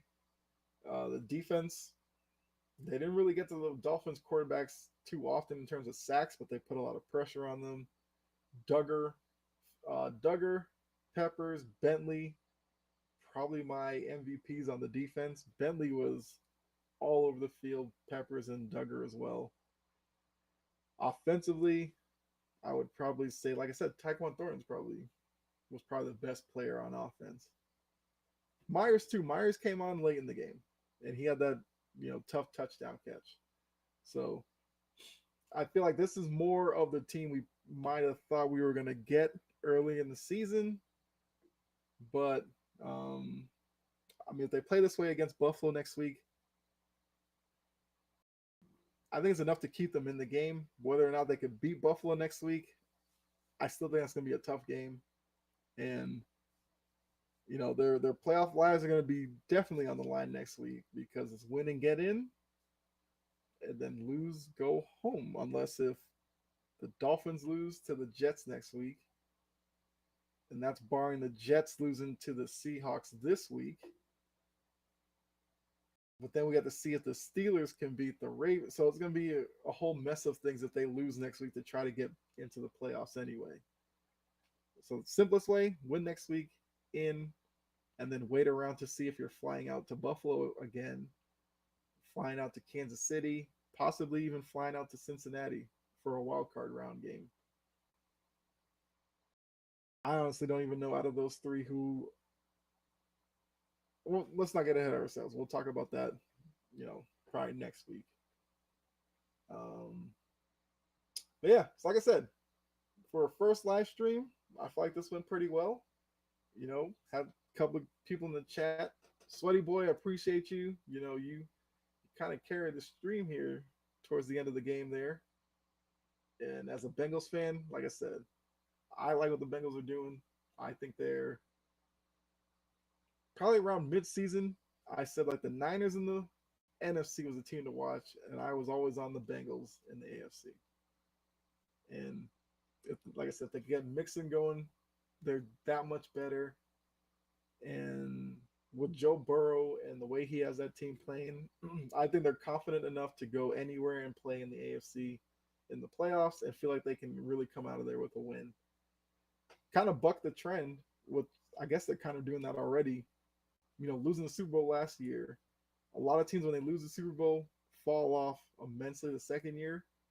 The Bengals proved, hey, that was just a stepping stone to where they're trying to get, and they came back, struggled a little bit earlier in the season, but they played really well towards the end, and now we're a top three team in the AFC again. So, yeah, I'll probably give it a couple more minutes. That way, if any of you want to leave a question or anything like that, I'll answer it or a comment. But also remind you guys, make sure hit subscribe over here, chopping at the bit. I have a podcast I do, put out episodes probably at least every other day on here. For my Twitch people, like Sweaty Boy, this is first time I've really done anything over on Twitch, so definitely put all the live streams over here. Had a lot of fun with it. Hopefully, Sweaty Boy, you subscribed or whatever, and make sure that next time I get live stream up, hopefully you join me in the comments because this has been really good. Talking with you. Had Coach Dante come through. He's over from Sports Empire Network, which I'm also a part of. I'm on there Monday nights, Tuesday nights, and Thursday nights, 7 p.m. Monday night, I do Cheap Seats podcast, kind of like barbershop talk, player comparisons, who would you rather have type stuff. Tuesday night is more of an all encompassing show, MLB topics, NBA, NFL, college football, all that. And then Thursday night, strictly Thursday night football pregame show, pregame pigskin. We go from 7 o'clock up into kickoff of Thursday night football. We get you all the knowledge you need for the Thursday night game and, other big stories around the NFL and big games like that. I mean, this Thursday, there is no Thursday night game, I don't think. I think every game's on Sunday next week. So we'll probably just be setting up for all the Sunday games, talk about playoff matchups this week on pregame pigskin on Thursday. So, after you hit subscribe here, check out Sports Empire Network. There's live play-by-plays that go on there. Coach Dante does them over there. I'll probably jump on a stream with him for the playoffs. Hopefully, if my Patriots get in, it'll be a Patriots game. If not, I'll still do a playoff game or two over there. But yeah, like I said, this has been a lot of fun. Hopefully you enjoyed it. Really good game. I also do articles on Sports Empire Network as well. So if you like them on Facebook, I cover Celtics and Patriots for the network. just do a lot of opinion articles and stuff. So you'll like that. Check that out. I actually had a pregame. I had a game preview for Patriots Dolphins. Oh, you're saying you can't hear me for real? All right. Can you hear me now? I wonder what happened to the microphone. Hold on, let me see something. All right. Can you hear me now? CBG DMV. I mean, I hope I didn't do that whole stream and nobody could hear me. I mean, people were coming in and nobody said anything. Y'all trying to set me up, but no, I'm just kidding. Yeah, CBG DMV. Maybe I was just talking really low at that point. I'm kind of winding down the stream here, but uh, yeah. So the first time doing a live stream, live play type stuff. Um, like I said, hopefully it was just because at that point I was talking a little bit low, kind of trailing off on a thought there. Because I feel like during the game I was talking at a regular level, but um, I mean you haven't responded back. So yeah, CBG DMV. Let me know if you're hearing me better now. That way I'll know for the next stream, where to put my levels at. Trying to see if there's anything else around the NFL I wanted to talk about before I get out of here. Actually, let me look at the scores real quick to see what happened in the rest of the games to see what scores jump out at me. Falcons beat the Cardinals 2019. That game doesn't matter to anybody, so I don't really care about that one. We just watched Patriots Dolphins 23-21, big win for the Patriots. Dolphins are now out of the playoffs. We'll see what happens with Bridgewater, who wasn't able to finish the game today because of a finger injury. They had his two fingers taped together. I'm assuming one of them's dislocated. 4 o'clock games are just getting started. Seahawks are up 10-0 on the Jets already. And that's a game the Seahawks really need to get. Niners, Raiders are tied at 7. The Buccaneers came back and beat the Panthers. So I think the Buccaneers have clinched that division. And that game was real touch and go during the Patriots game. I kept seeing the updates, and Panthers jumped out to an early lead in that one, but Brady and the Bucks found a way to get a win there. It's never going to be pretty with the Bucks, but it looks like they're going back to the playoffs, and I believe it's going to be Bucks Cowboys probably in the wild card round. I don't see the Cowboys moving up or down, and the Bucks really can't move anywhere else. So that's going to be your 4 or 5 matchup. The Lions beat the Bears. Actually, I think I can pull up here the current playoff standings and let's see how it stands right now. Let's see. Yeah, this will be the last thing to look at, and then I guess that'll be it for the stream. And as I said, I will be doing a lot more of these in 2023. Live plays for sure. I'll be doing. It's up to date. No. All right, so they haven't really updated it yet.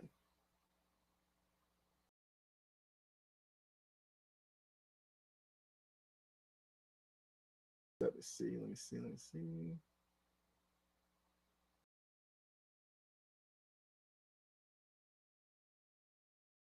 Yeah, it's still not updated.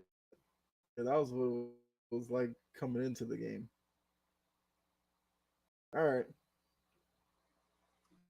The Lions definitely did need, and with the Browns being the Commanders, okay, I think the Lions are still in play there because the Commanders really needed to win that game.